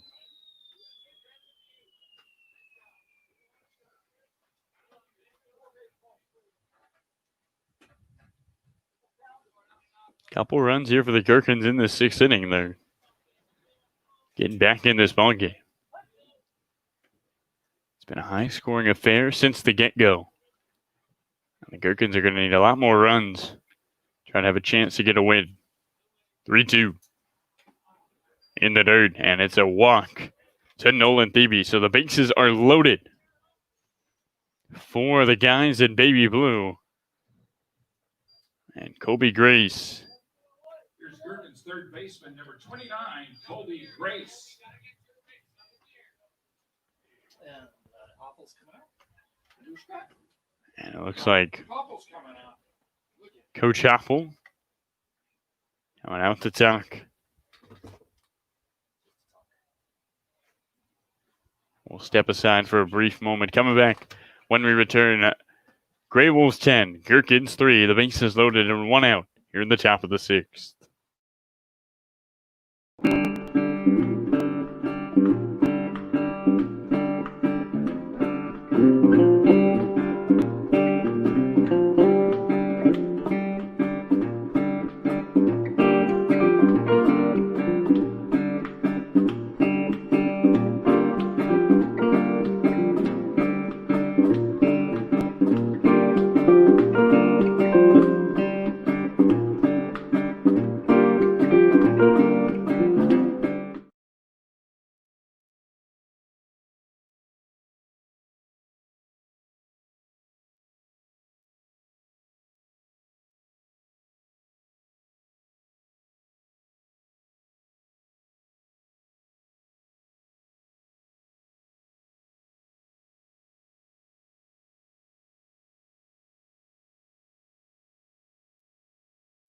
So Brady Hansen, the new pitcher under at second base for the Gherkins. It looked like Miles Norman might have hurt his hand sliding into second on his stolen base.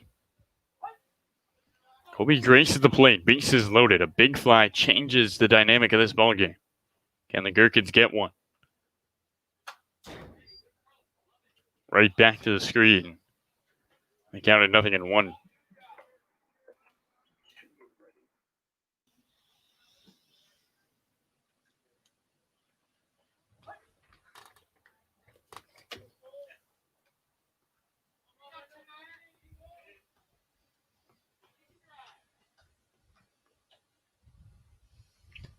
Kemble's 0-1 on the outside.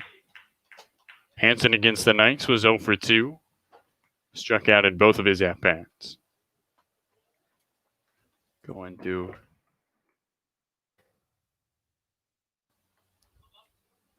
Shekinah Community College. 1-1 in the dirt. Nichols with all 3 of their runs in the first 2 innings, putting 1 in the first, 2 in the second. GreyWolves 2 in the first, 2 in the third, 2 in the fourth, and 4 in the fifth. An opportunity for the Gherkins to put some runs on the board. There's a ball upstairs, and the hitters count 3-1 with nowhere to put Colby Grace. The interesting decision here for Kemble with the 10-3 lead. It's not the worst thing in the world to walk Grace and start fresh, but coming up is Patrick Mushka. And there's a ball inside, and Grace heads to first. Coming home is Miles Norman, and the Gherkins score a run in the top of the 6th. It's 10-4, the lead for the GreyWolves. Headed to Santa Barbara City College. Here's the first baseman, number 21, Patrick Mushka. Mushka with a pair of doubles and an RBI. Still third back in the 3rd inning. There's an opportunity to get the Gherkins right back into the ball game. And he looks at the ball inside. Kemble's got to put one over the plate.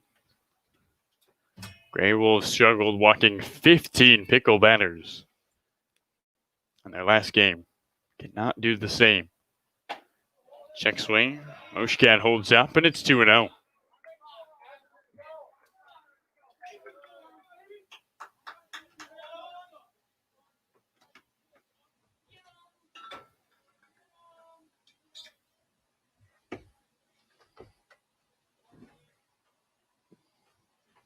The 2-0. Swing and a foul.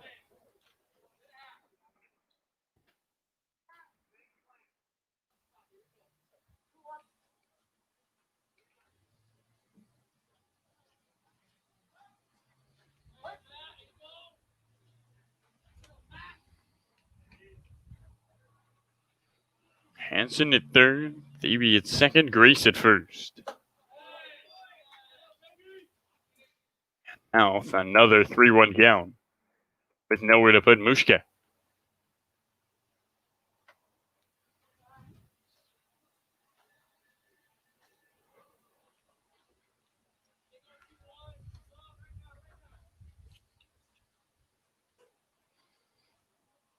Kemble's counted through a strike. Will Mushkat swing?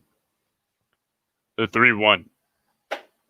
And ball 4 upstairs. Another run. Walked in by the GreyWolves, and it's a 10-5 ball game.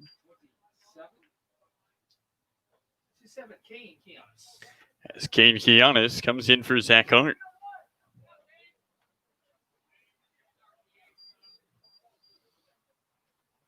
New DH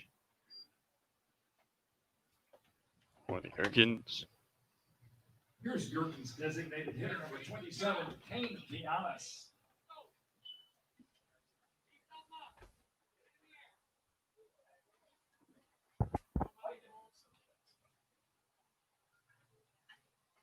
Bases loaded, still 1 out. 2 runs walked in.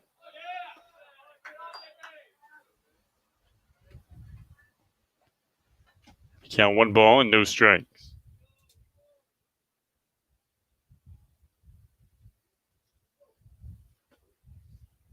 Two runs in the 6th inning. Swing and a miss. They count it 1-1.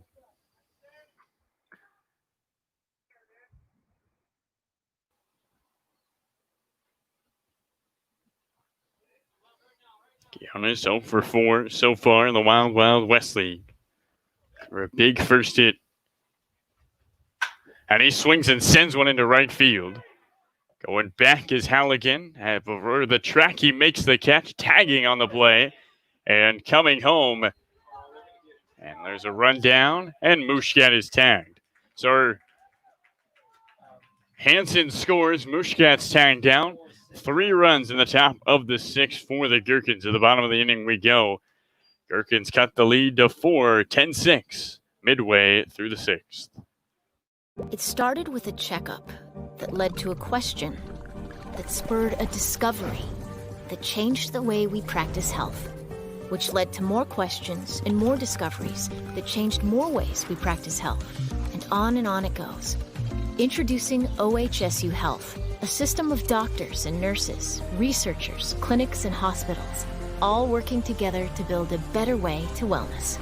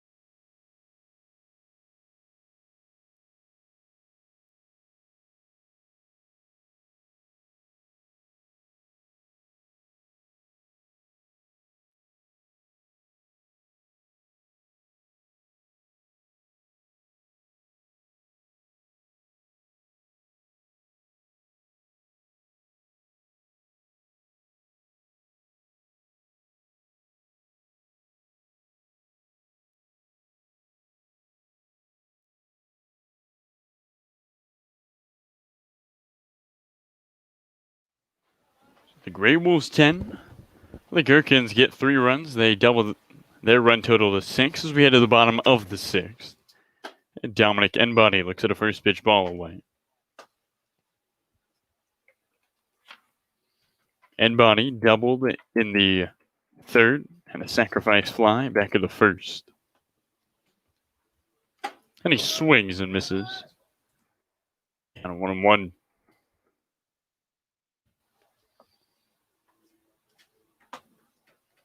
One of the most scoring we've had in a WWWL game.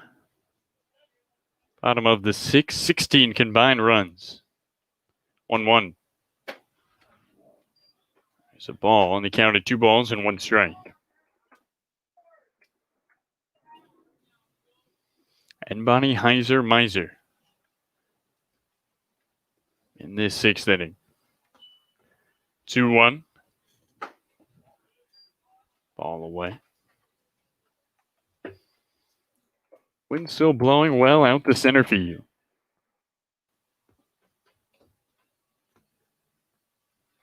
And Bonnie facing Austin Brown. And ball 4 away. So Dominic Enbody leads things off in the 6th with a walk. And Grant Heiser, who has reached in all 3 at-bats, steps to the plate.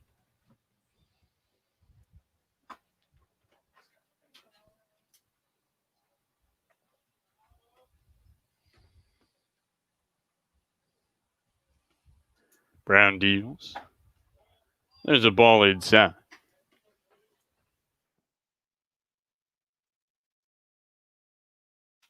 We've not had a inning today. Has not seen a run.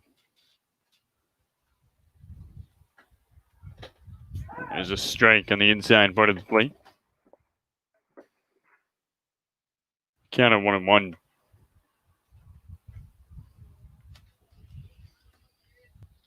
Brown with a runner at first, trying to get it quickly in this 6th. And a strike up and inside. Count of 1-2.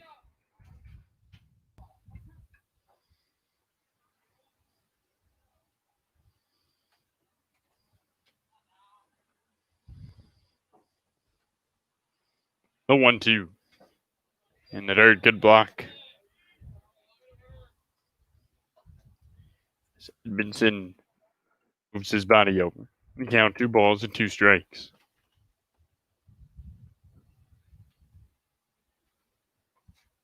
Heiser with the lead at first base.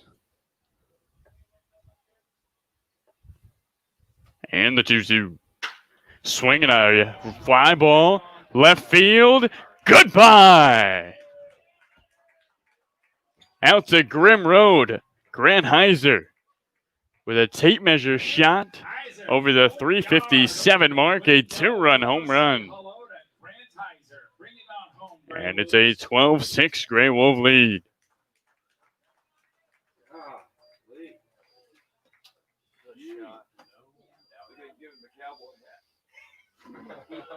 He gets the cowboy hat.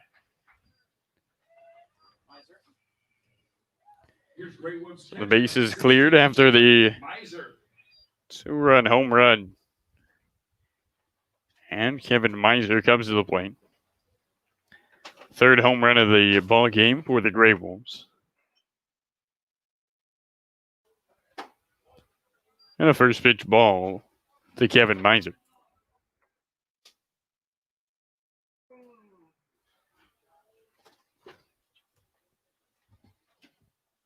1-0. Swinging a line drive left field. And that drops for a base hit. Meiser with a knock. His 2nd of the ball game. And Tanner Schack comes up to bat with 1 on. Here's the second baseman, number 3, Tanner Schack.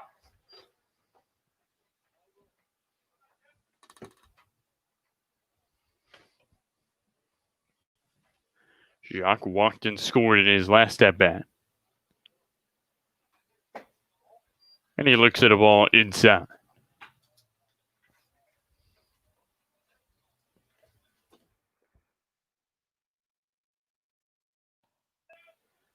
Well, a lot of runs and past the 2-hour mark we go here at Bob Brock. 12-6. Wolves lead the Gherkins. If you would ask Coach Muscala, hey, your club's going to put up 6 runs before the 7th inning, he probably would have said, hey, probably in the lead. Give up 12 on the mound. 2-0. Strike on the inside.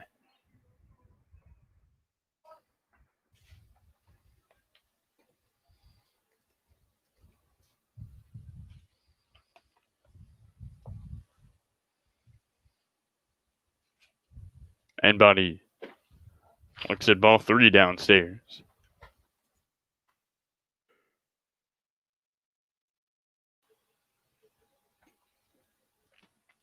His sophomore year at Concordia, he led the team with a .367 batting average. And he taps one foul.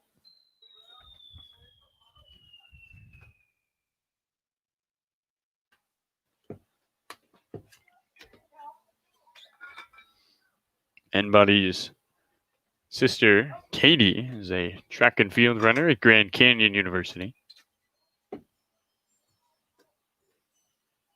3-2. And he ropes one into right field, but right at Phoebe. And there's the first out of the bottom of the sixth. It is National Hot Dog Day. Here's center fielder number 9, Payson Manning.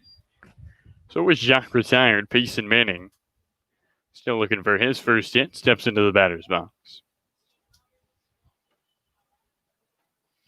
Runner at first. So first pitch strike, 2 runs already on the board here in the 6th for the GreyWolves. After the 2-run home run from Grant Heiser.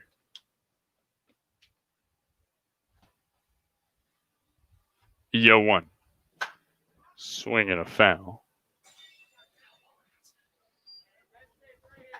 Folks, if you get that foul ball, be sure to take it to the concession stand for a free popsicle or a box of Cracker Jacks. That's all the foul balls.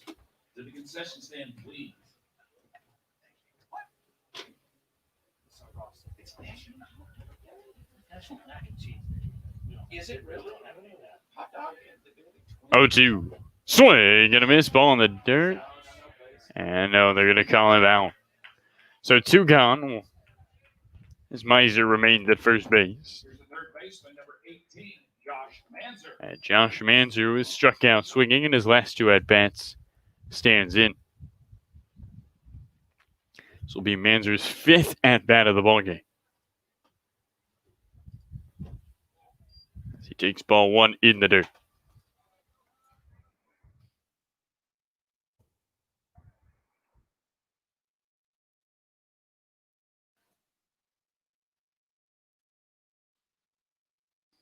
And 1-0.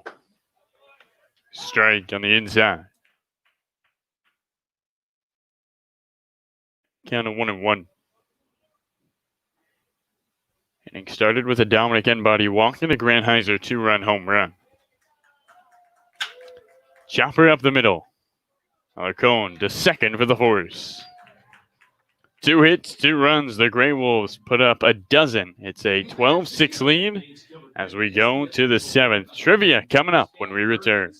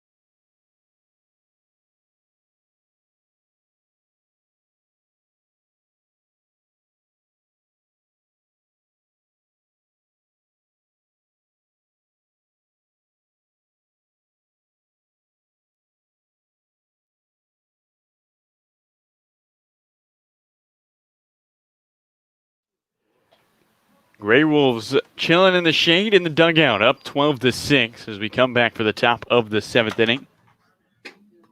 Our trivia question of the day for this ball game: what MLB player holds the record for the most consecutive games with a strikeout? Again, one more time. Our question is, what MLB player holds the record for most consecutive games with a strikeout? Think recent. There's your hint. Tweet us with the hashtag #GetPickled. And the first person to get it will get a shout out on stream. So Kate Edmondson into the batter's box to face Cody Kemble.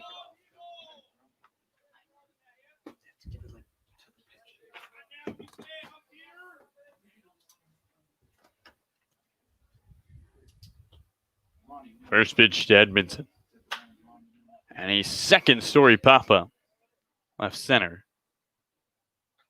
As Manning reels it in. And on one pitch, there's one gone to start the seventh.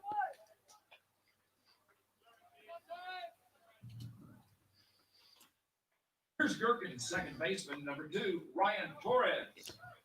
Ryan Torres into the batter's box.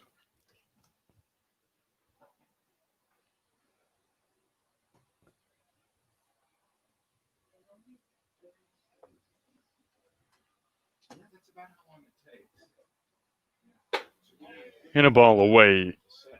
2.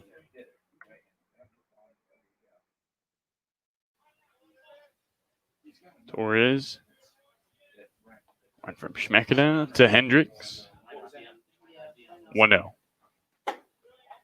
A ball up and away, and the count of 2 balls, no strikes.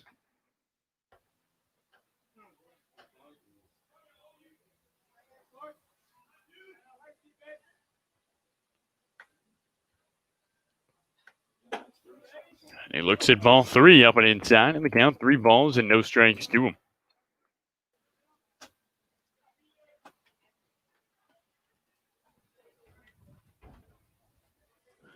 Top of the 7th, 12-6.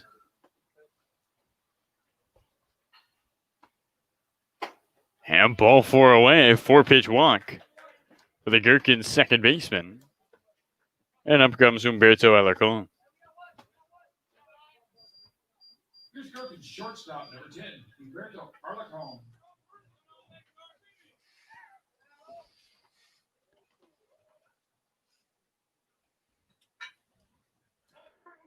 Alarcon popped out on the right field line his last time up. First pitch. This is inside.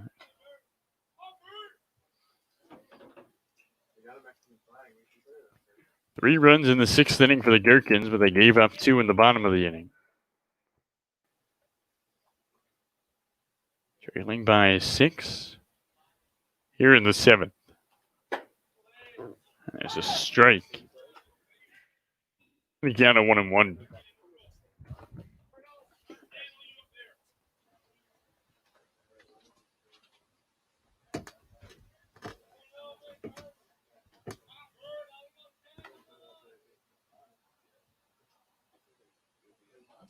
Bunt pulls it back. Ball gets away.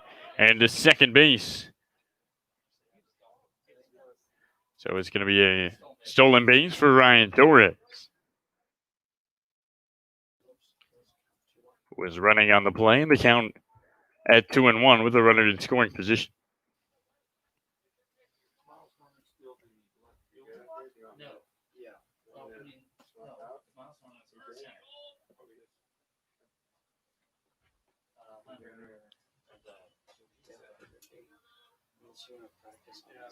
Campbell sets. There's a ball in the dirt. The count at 3-1.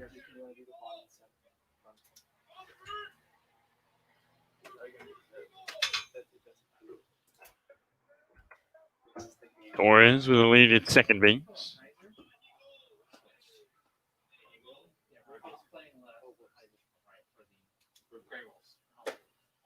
And a walk to Alarcon.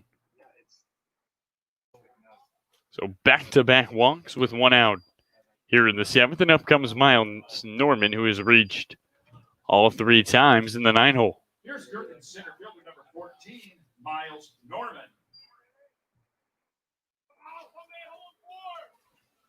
Norman scored back in the 6th.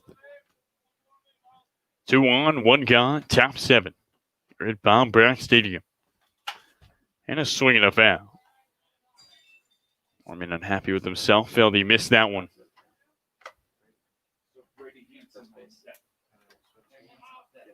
Brady Hansen on deck.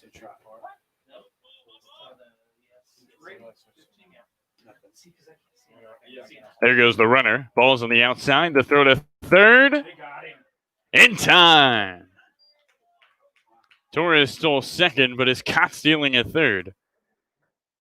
And the bases are vacant here with 2 outs.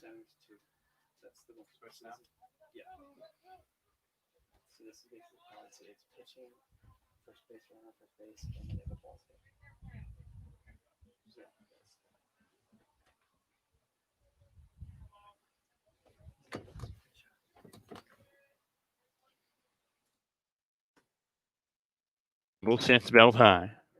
Still a runner at second. He fouls one off. Both runners went. Alarcon took second base.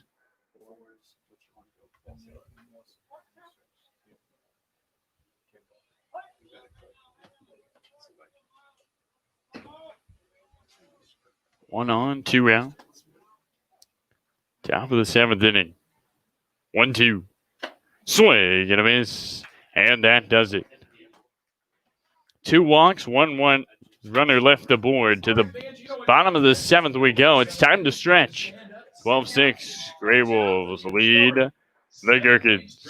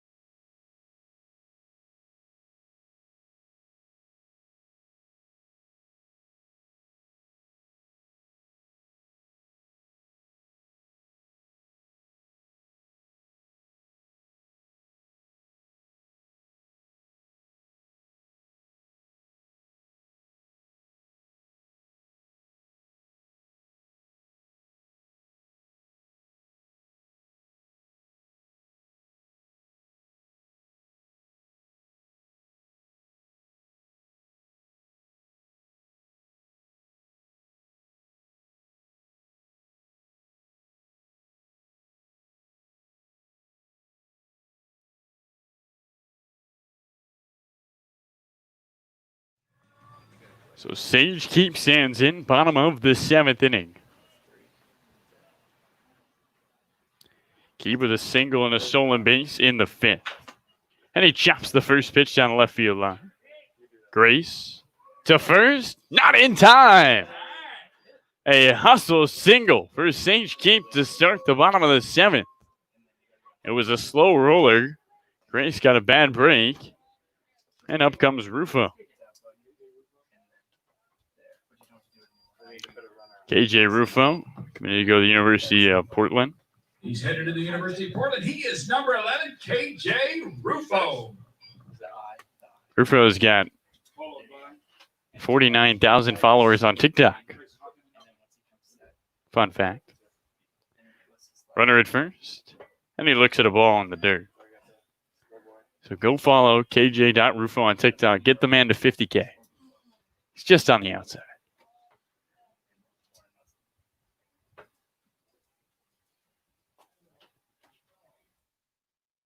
Runner at first, the pitch, up and away.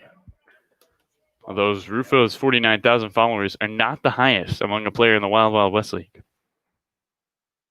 think there's somebody who has almost triple that. But you have to wait till the night game to figure out who. 3 balls and no strikes to Rufo. Just keep it first after his hustle single, 12-6. GreyWolves lead the Gherks.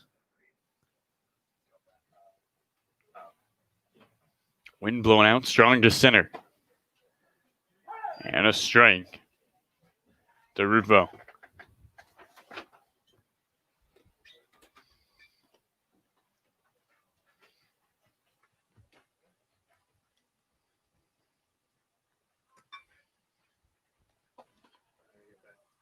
Three one. Swinging a rocket. Look out.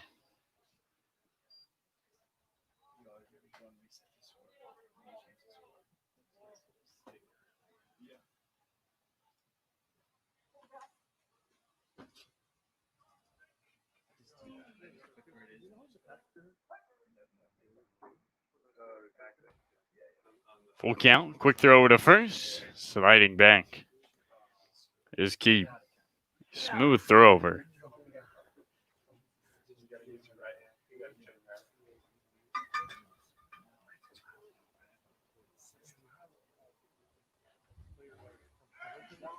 Runner goes, ball in the dirt, and a head first dive from Keep. Gets him second base. It doesn't matter. Ball 4. So going to first is Rufo with a walk. Both runners in the bottom of the 7th are aboard. And Trace Hockinen with an opportunity to bring a runner home.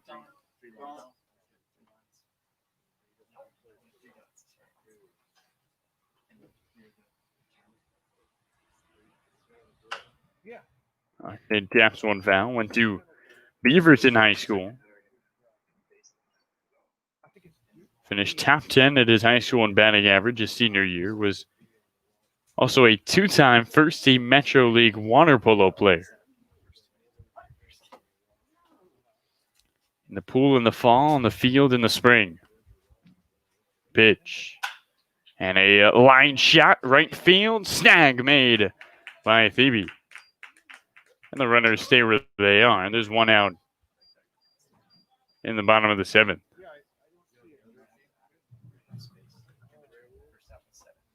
Here's GreyWolves designated hitter number 10, Dominic Embody. So Dominic Embody to the plate. He walked and scored in the 6th.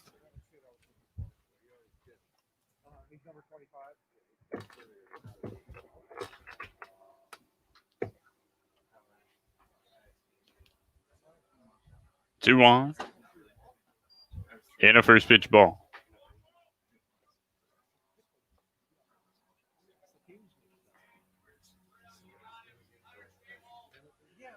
Sunny, breezy day here at Bob Brock Stadium. And a strike to Dominic Embody. The count of 1-1.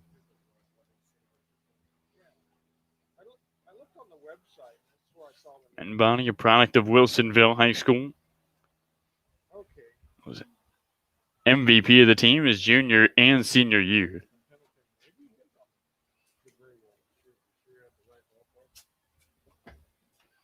Played for the Richfield Raptors in the summer of 2019. 1-1. Up and away. 2 balls and 1 strike. In a short time this season at Concordia, Embody 5 doubles and 2 triples. He's got great speed on the base paths. 2-1. Swinging a foul.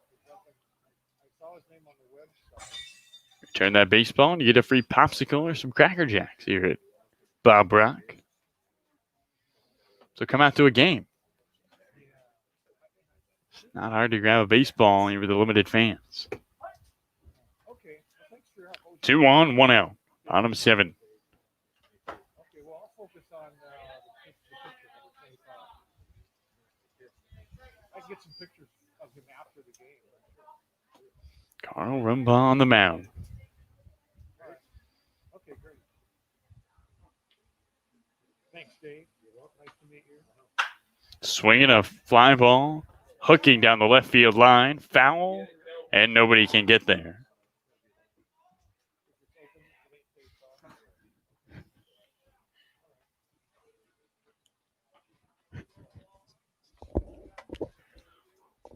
Rumbaugh pitched in the inaugural WWWL game, going 1 1/3 with a strikeout. Did not allow a hit against the Pickles. There's a 2-seamer and a change. Sits around 75.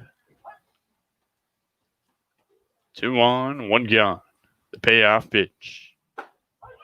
Strike 3 on the outside. And Bonnie was on his way to first. Now he'll go to the dugout. And there's 2 gone for Grant Heiser, who sent one over the fence in left center his last time up. Left fielder number 7, Grant Heiser. Heiser has been hit by a pitch, singled, reached on an error in the 5th, and has a 2-run home run. 2 outs, bottom 7. And Rumbaugh deals strike 1. We have not had an inning here at Bob Brock where a run hasn't been scored by the Pickles or the Gherkins, and 1 out away. Carl Rumbaugh can change that. It's a ball inside. I think one of the Worcester twins is playing second base.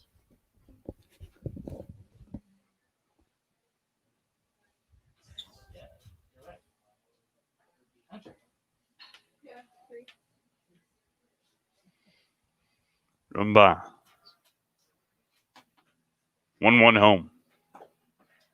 Off the bat for a foul.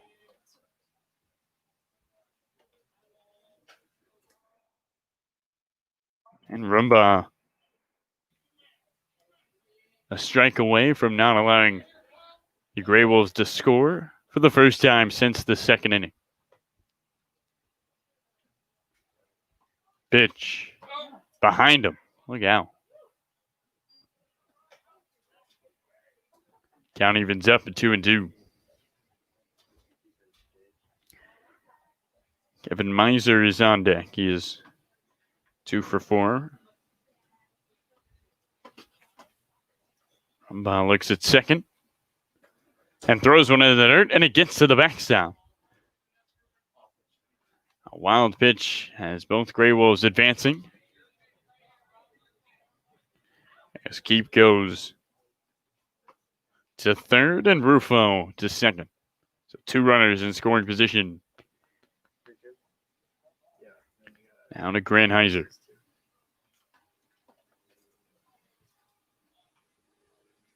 Bottom 7. The 3-2. Strike 3 on the inside. Rumbaugh gets the call, and that does it for the 7th inning. For the first time, we do not see runs in this 7th. To the 8th we go. 12-6. GreyWolves lead the Gherkins. It started with a checkup that led to a question that spurred a discovery that changed the way we practice health, which led to more questions and more discoveries that changed more ways we practice health. And on it goes. Introducing OHSU Health, a system of doctors and nurses, researchers, clinics, and hospitals, all working together to build a better way to wellness.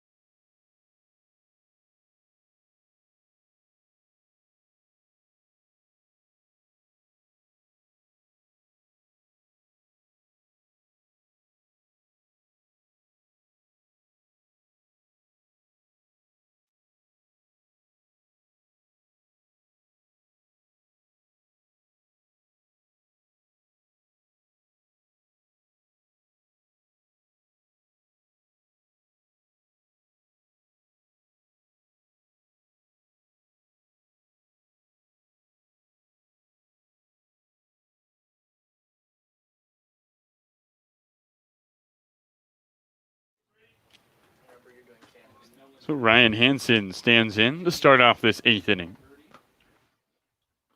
GreyWolves looking to protect their 12-6 lead. Top 8. And Hansen fans at a first pitch. Fastball.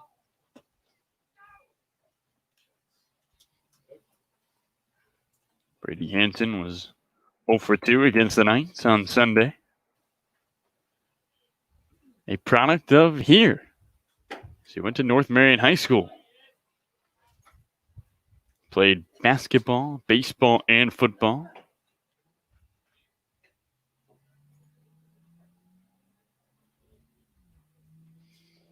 Rocking that North Marion helmet. 1-1. All upstairs.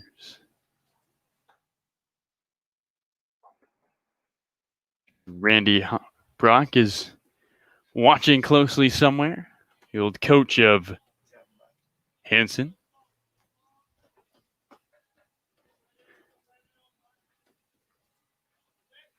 2-1 to Brady. Strike. And counted 2-2.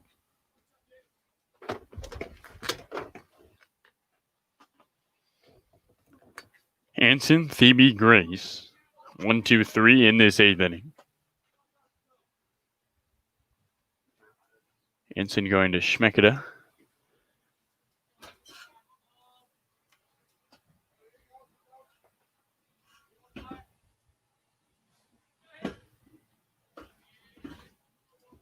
Campbell's 2-2. Way upstairs.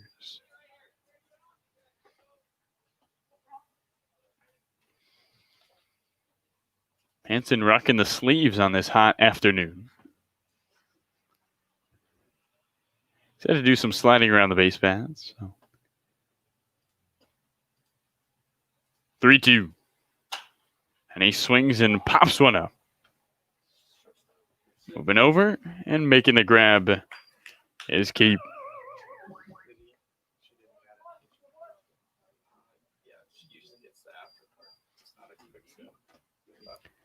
So Nolan Thebe comes to the plate.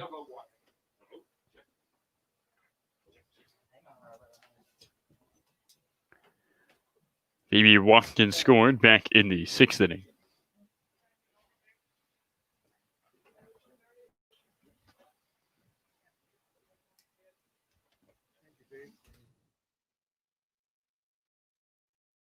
First pitch duel. There's the ball away. The count at 1-0.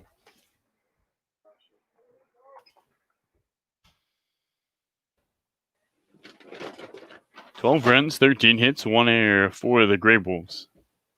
6 runs, 4 hits, and an error for the Gherkins. Trying to add a run here in the 8th. This is a swing and a miss.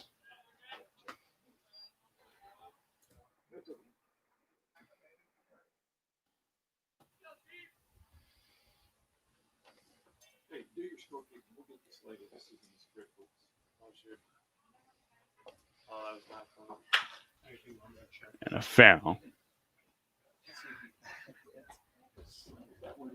Thebe against the Pickles on Saturday was 0 for 4 with 3 strikeouts. Went to Wilsonville High School, where he's 2-time second-team league pitcher of the year.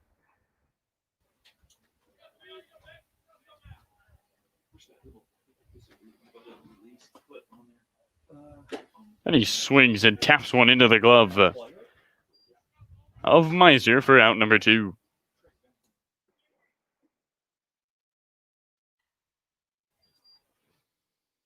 With 2 gone, the base is vacant. Colby Grace, the third baseman, stands in. Do you know if it was a line or Mike? It should be Mike. Grace 0 for 5 in his summer of 2020. He fouls the first pitch back. Went to Schmekeda, did not play last year during the shortened season. And an alumni of Putnam High School.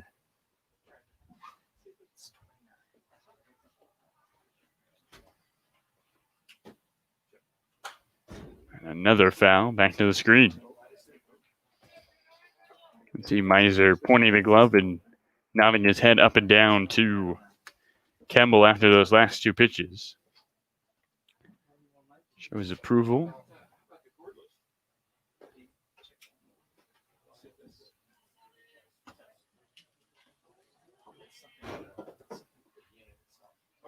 Oh, 2. Upstairs. GreyWolves will have 7, 8, 9. Miser, Jacques, and Menning. In the bottom of the 8th to try to add some insurance runs. 1, 2. All in the dirt. That was the most obvious thing to check.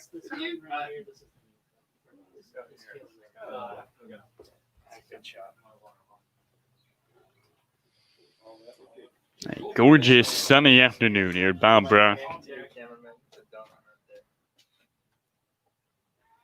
It's been high scoring.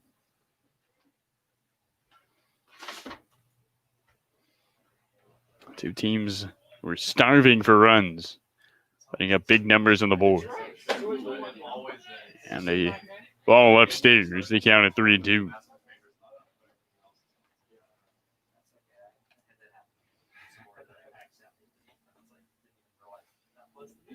You're checking all the cables and everything. It's like, oh, just the mute button. Payoff pitch. Strike 3 on the outside. That does it for the top of the 8th. Bottom 8th we go. All right, folks, it's a ballpark GreyWolves, tradition here 12. and everywhere. Gherkins, Time for a little bit of Sweet 6. Caroline.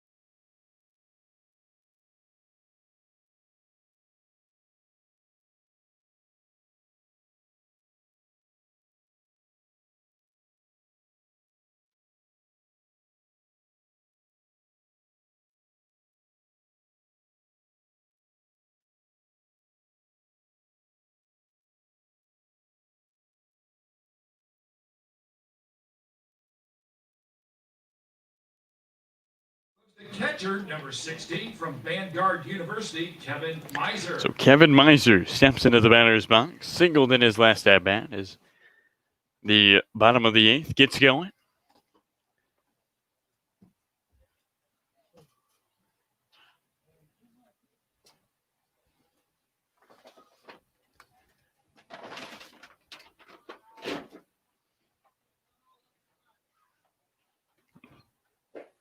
And there's a first pitch ball to Miser.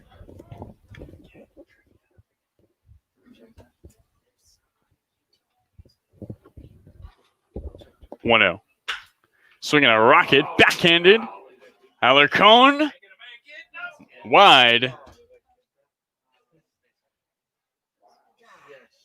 It was a good stop, but the throw was going to be close.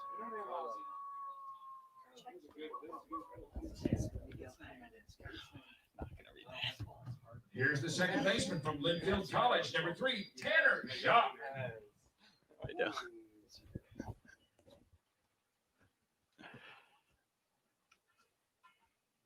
So one aboard, nobody out. And Tanner Jacques back to Alicorn. He gets to it again. And he has no play. 2 diving stops by Alicorn. But just unable to turn and throw.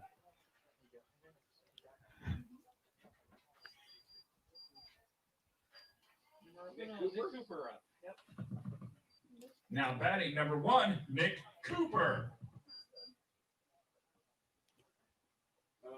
2 infield singles, and Nick Cooper comes to the plate. Top order. So Nick Cooper's in the 9th. And Cooper takes the ball.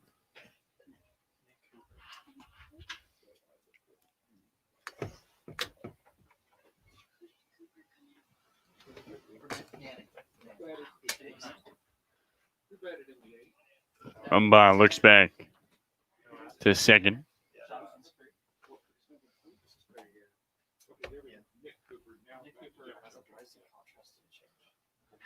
1-0. Swing and a miss. The count of 1-1.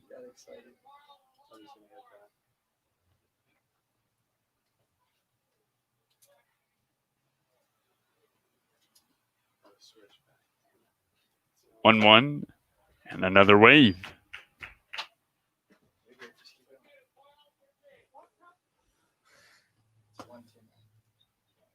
at home is getting very angry at the TV. Probably gonna break the TV. All way upstairs. Count levels out at 2-2. It's 2 infield singles for Miser and Jacques. Good stop, Smaller Cone, but he just couldn't turn it.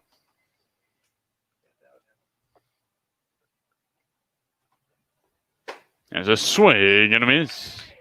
Down goes Cooper. And there's 1 out in the bottom of the 8th. As up comes Josh Mansour. From Clark College, here's the third baseman, number 18, Josh Mansour. Mansour reached on a fielder's choice his last time up.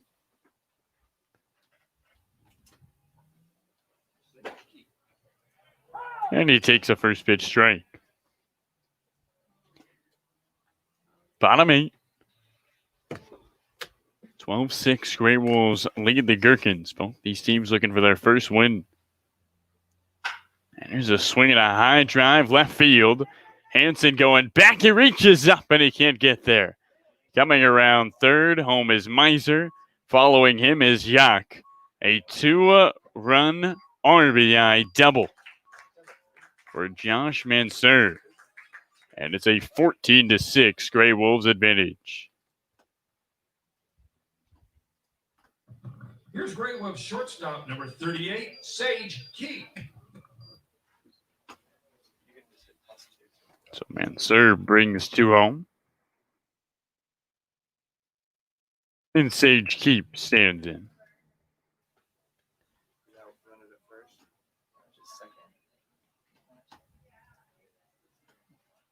Swing and a miss. Keep takes a big hack. He's singled in his last 2 at-bats. Batting here for the 7th time. I'm sorry, man. Harry, I'm A getting 1. Misses inside.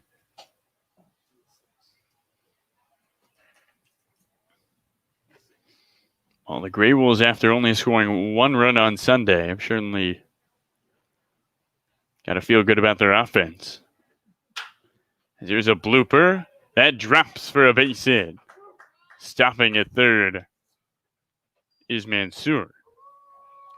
And 3 straight singles for Sage Keep as up comes KJ Rufo.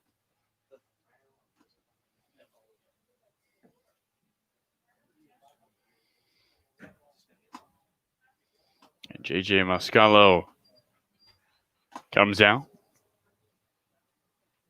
to talk to Carl Rumba.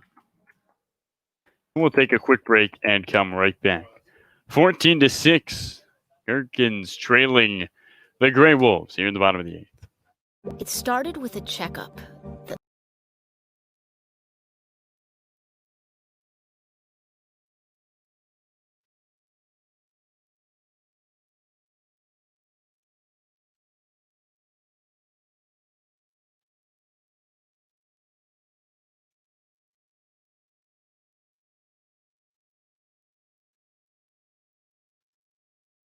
Hey, Rufo. Well, hope you didn't go anywhere because we're right back. KJ Rufo in the batter's box. 2 on and 1 gone. Bottom 8. Ball skips way in front of the plate. Oh, did he go? Yeah, Al usually gets some pretty good third base shots.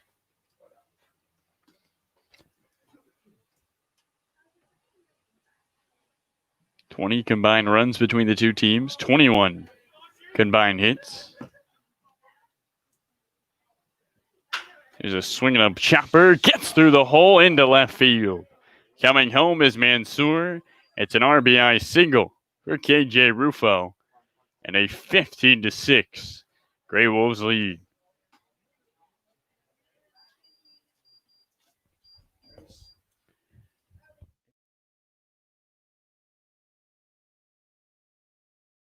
Number 12, Trace Hockinen.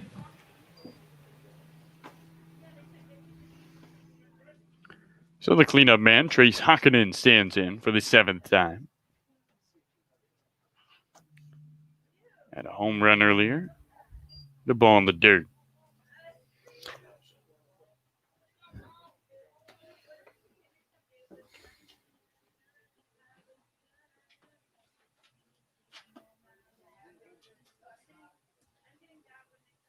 The 1-0. This ball popped up right side.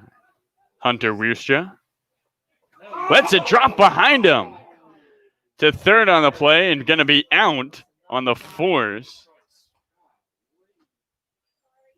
Is keep and a 9-5 fielder's choice. Puts 2 outs with 2 on.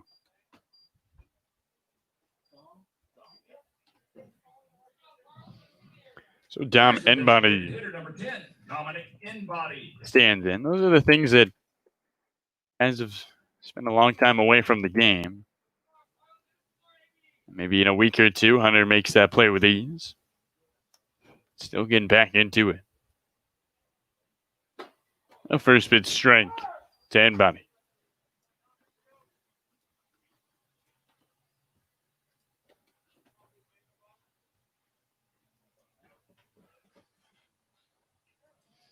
Rumba looks at second. Here's 0-1. Here's a rocket into right field. Phoebe makes the catch. So the 9th we go, 15-6. The GreyWolves add another.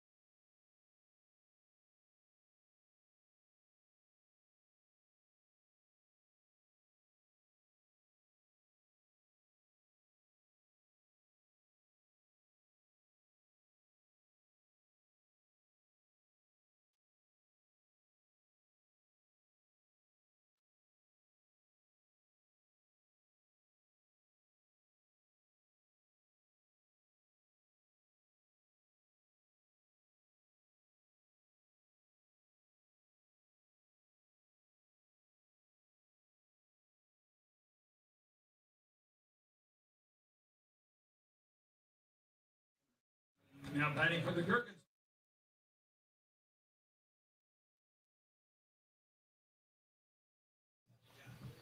So Patrick Mushka stands in to start this top of the 9th. Gherkins need 9 runs.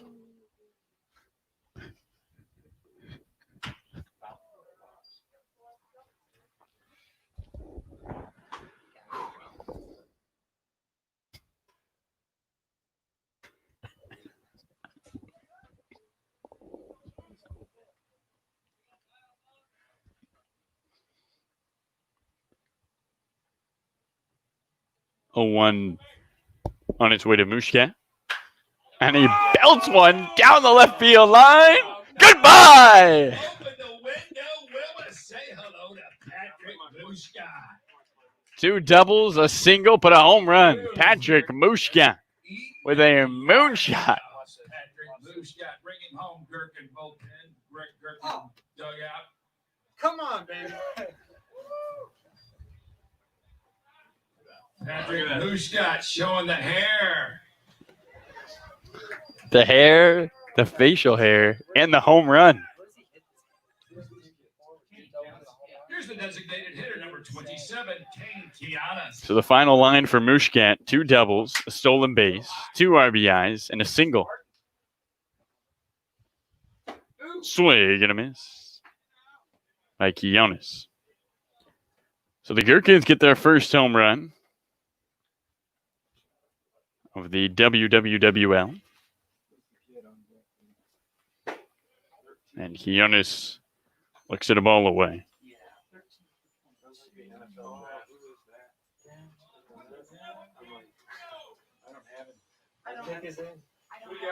1-1. Here, I'll make a call.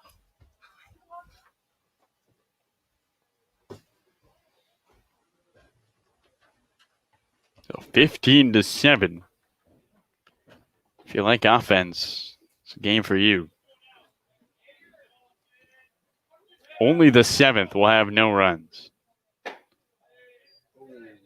there's a ball to count at 3-1. GreyWolves scored in every inning except the 7th and the 2nd. And they never put up only 1 run. There's a ball away and a walk to Kane Kianas.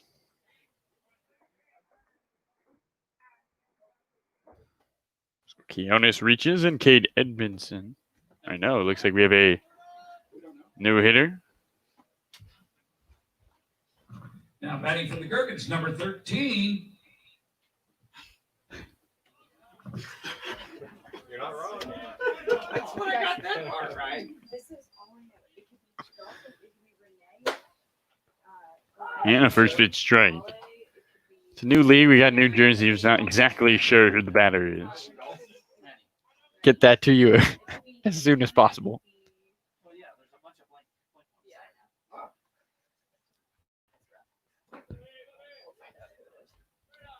It's a mystery name. We're going to call those guys M&M's. Mystery. Hey, he's the most interesting man in the world, number 13. Oh, that's good. 1-1. Swinging a chopper foul.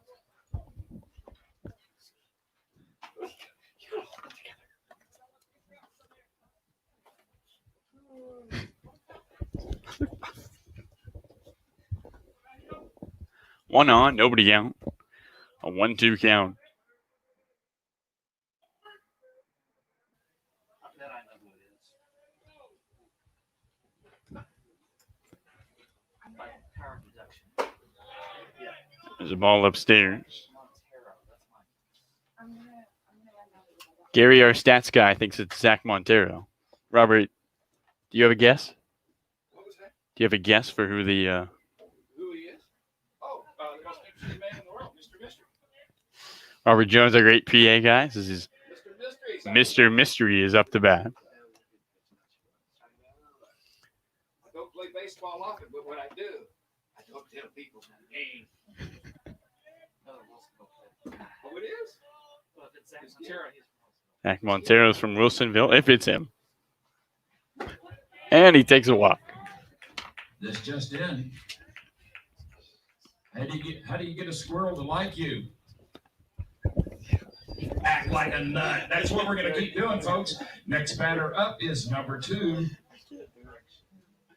Number 3.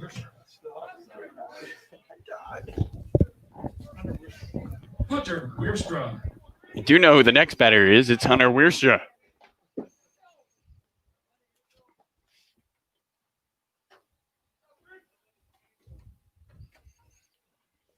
Hunter, a product of North Marion. Rocking that sweet all-green helmet, takes the ball. Hunter was a part of the robotics team in North Marion.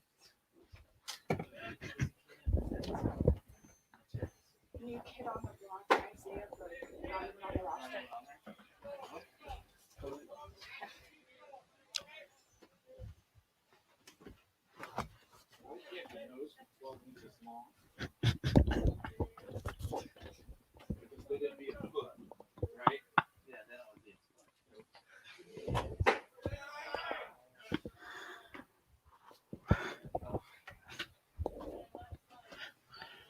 They counted 3 balls and no strikes to Weirstrom.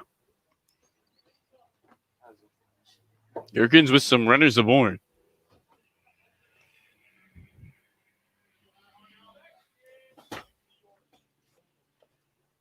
Weirstrom 0 for 1 with a walk. As he takes the ball. Weirstrom jogs down to first. The bases are loaded. And a deep fly could cut the lead to 4. Coach Hop coming out. And we'll take a quick break and come back. 15 to 7. GreyWolves lead.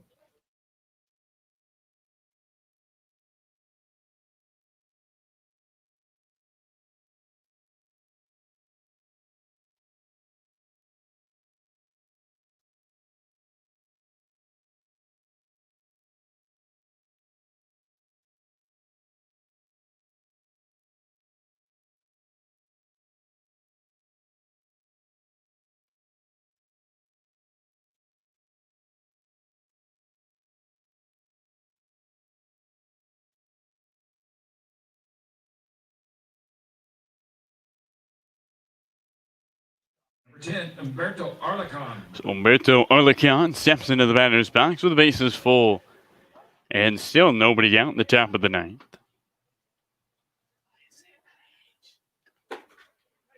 And a strike.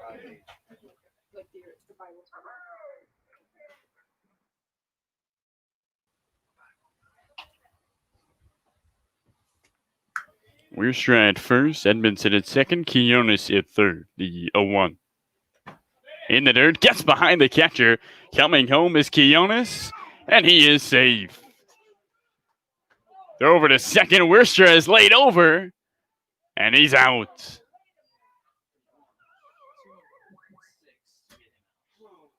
Weirstrom was late to second base, so he is out. Runner comes home. Weirstrom tagged down on the base pass, and there's one gone. With Edmondson at third.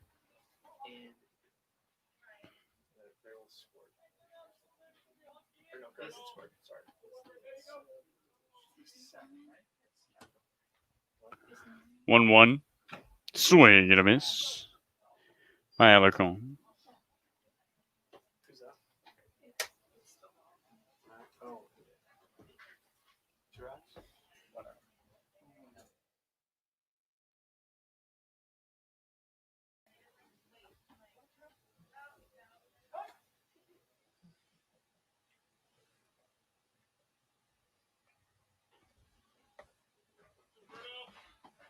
And the 1-2. And Alarcon tips it into the glove of Miser. And there's 2 gone here in the 9th. Our next game will be at 7:30, and it's going to be a good one. From Eastern Oregon University, Miles Norman. Miles Norman stands in. The Pickles will be facing the Westland Knights, 2 undefeated teams going at it. Here at Bob Brock.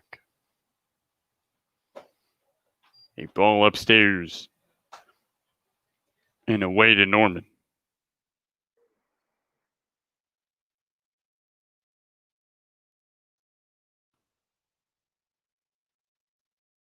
And the 1-0. Misses outside.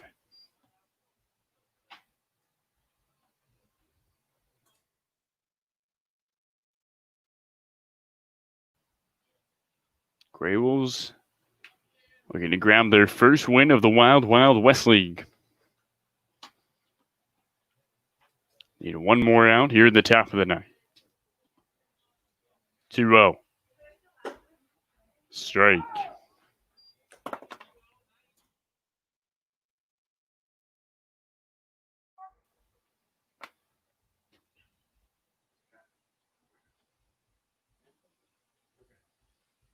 The 1-2.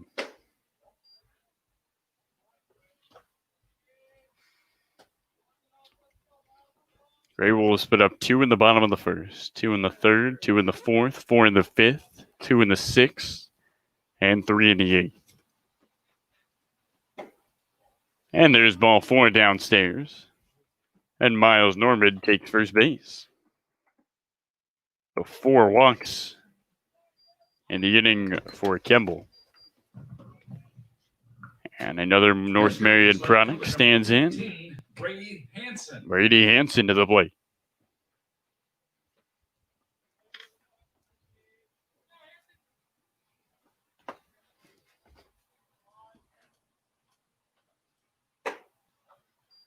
Hansen looks at the first pitch high.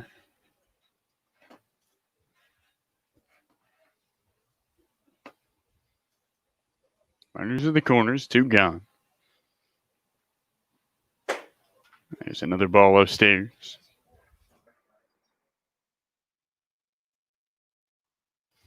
Tomorrow, the Gherkins will play the Westland Knights at 2:30. The Knights being the home team. And the Pickles will be facing off against the GreyWolves. The GreyWolves will look for revenge in the night game. 2-0. Skips in the dirt. And Kemble a ball.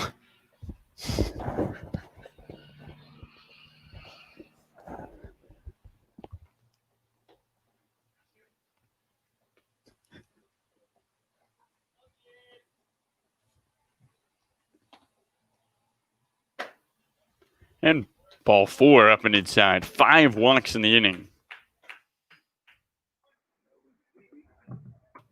Here's Gherkins, right fielder from Wilsonville High School, headed to the University of Hawaii, number 30, Nolan Thebe. And Nolan Thebe stands into the box. And Hop comes down and it looks like we might have a pitching change. We'll take a break and come right back. Bases are loaded, 2 gone, top 9. It's a 15-7 lead for the GreyWolves. It started with a checkup that led to a question that spurred a discovery that changed the way we practice health, which led to more questions and more discoveries that changed more ways we practice health. And on it goes. Introducing OHSU Health, a system of doctors and nurses, researchers, clinics, and hospitals, all working together to build a better way to wellness.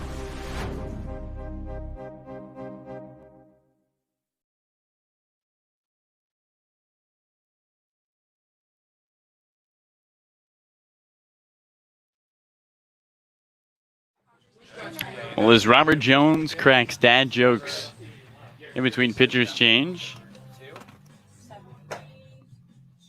look at Kevin Blair warming up at a Jesuit high school.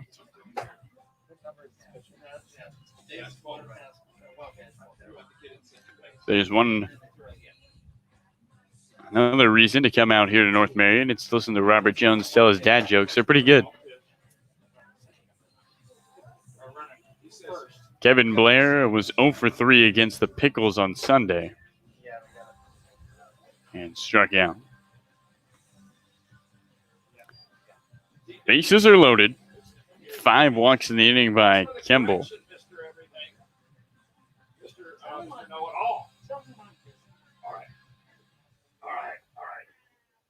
How do you like my jokes? How do you like my jokes? They're good, aren't they? Coley's been sitting there.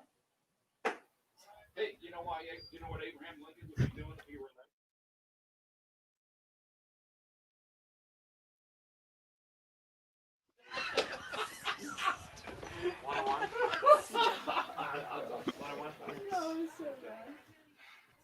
How was that? How was that one?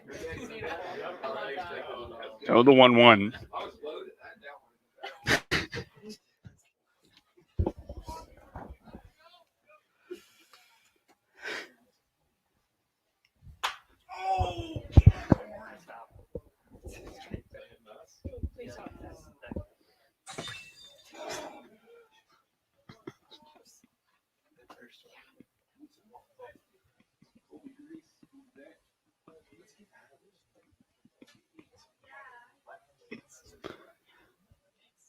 BBs.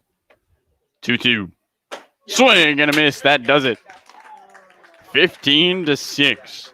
The GreyWolves beat the Gherkins as we close things out at Bob Brock Stadium. Another game in 2 hours. It's 7:30. It'll be the Pickles taking on the Knights. Come back and join us for that game. Should be a good one between the two undefeated teams in the WWWL. Final score here from Bob Brock. GreyWolves 15, Gherkins 8.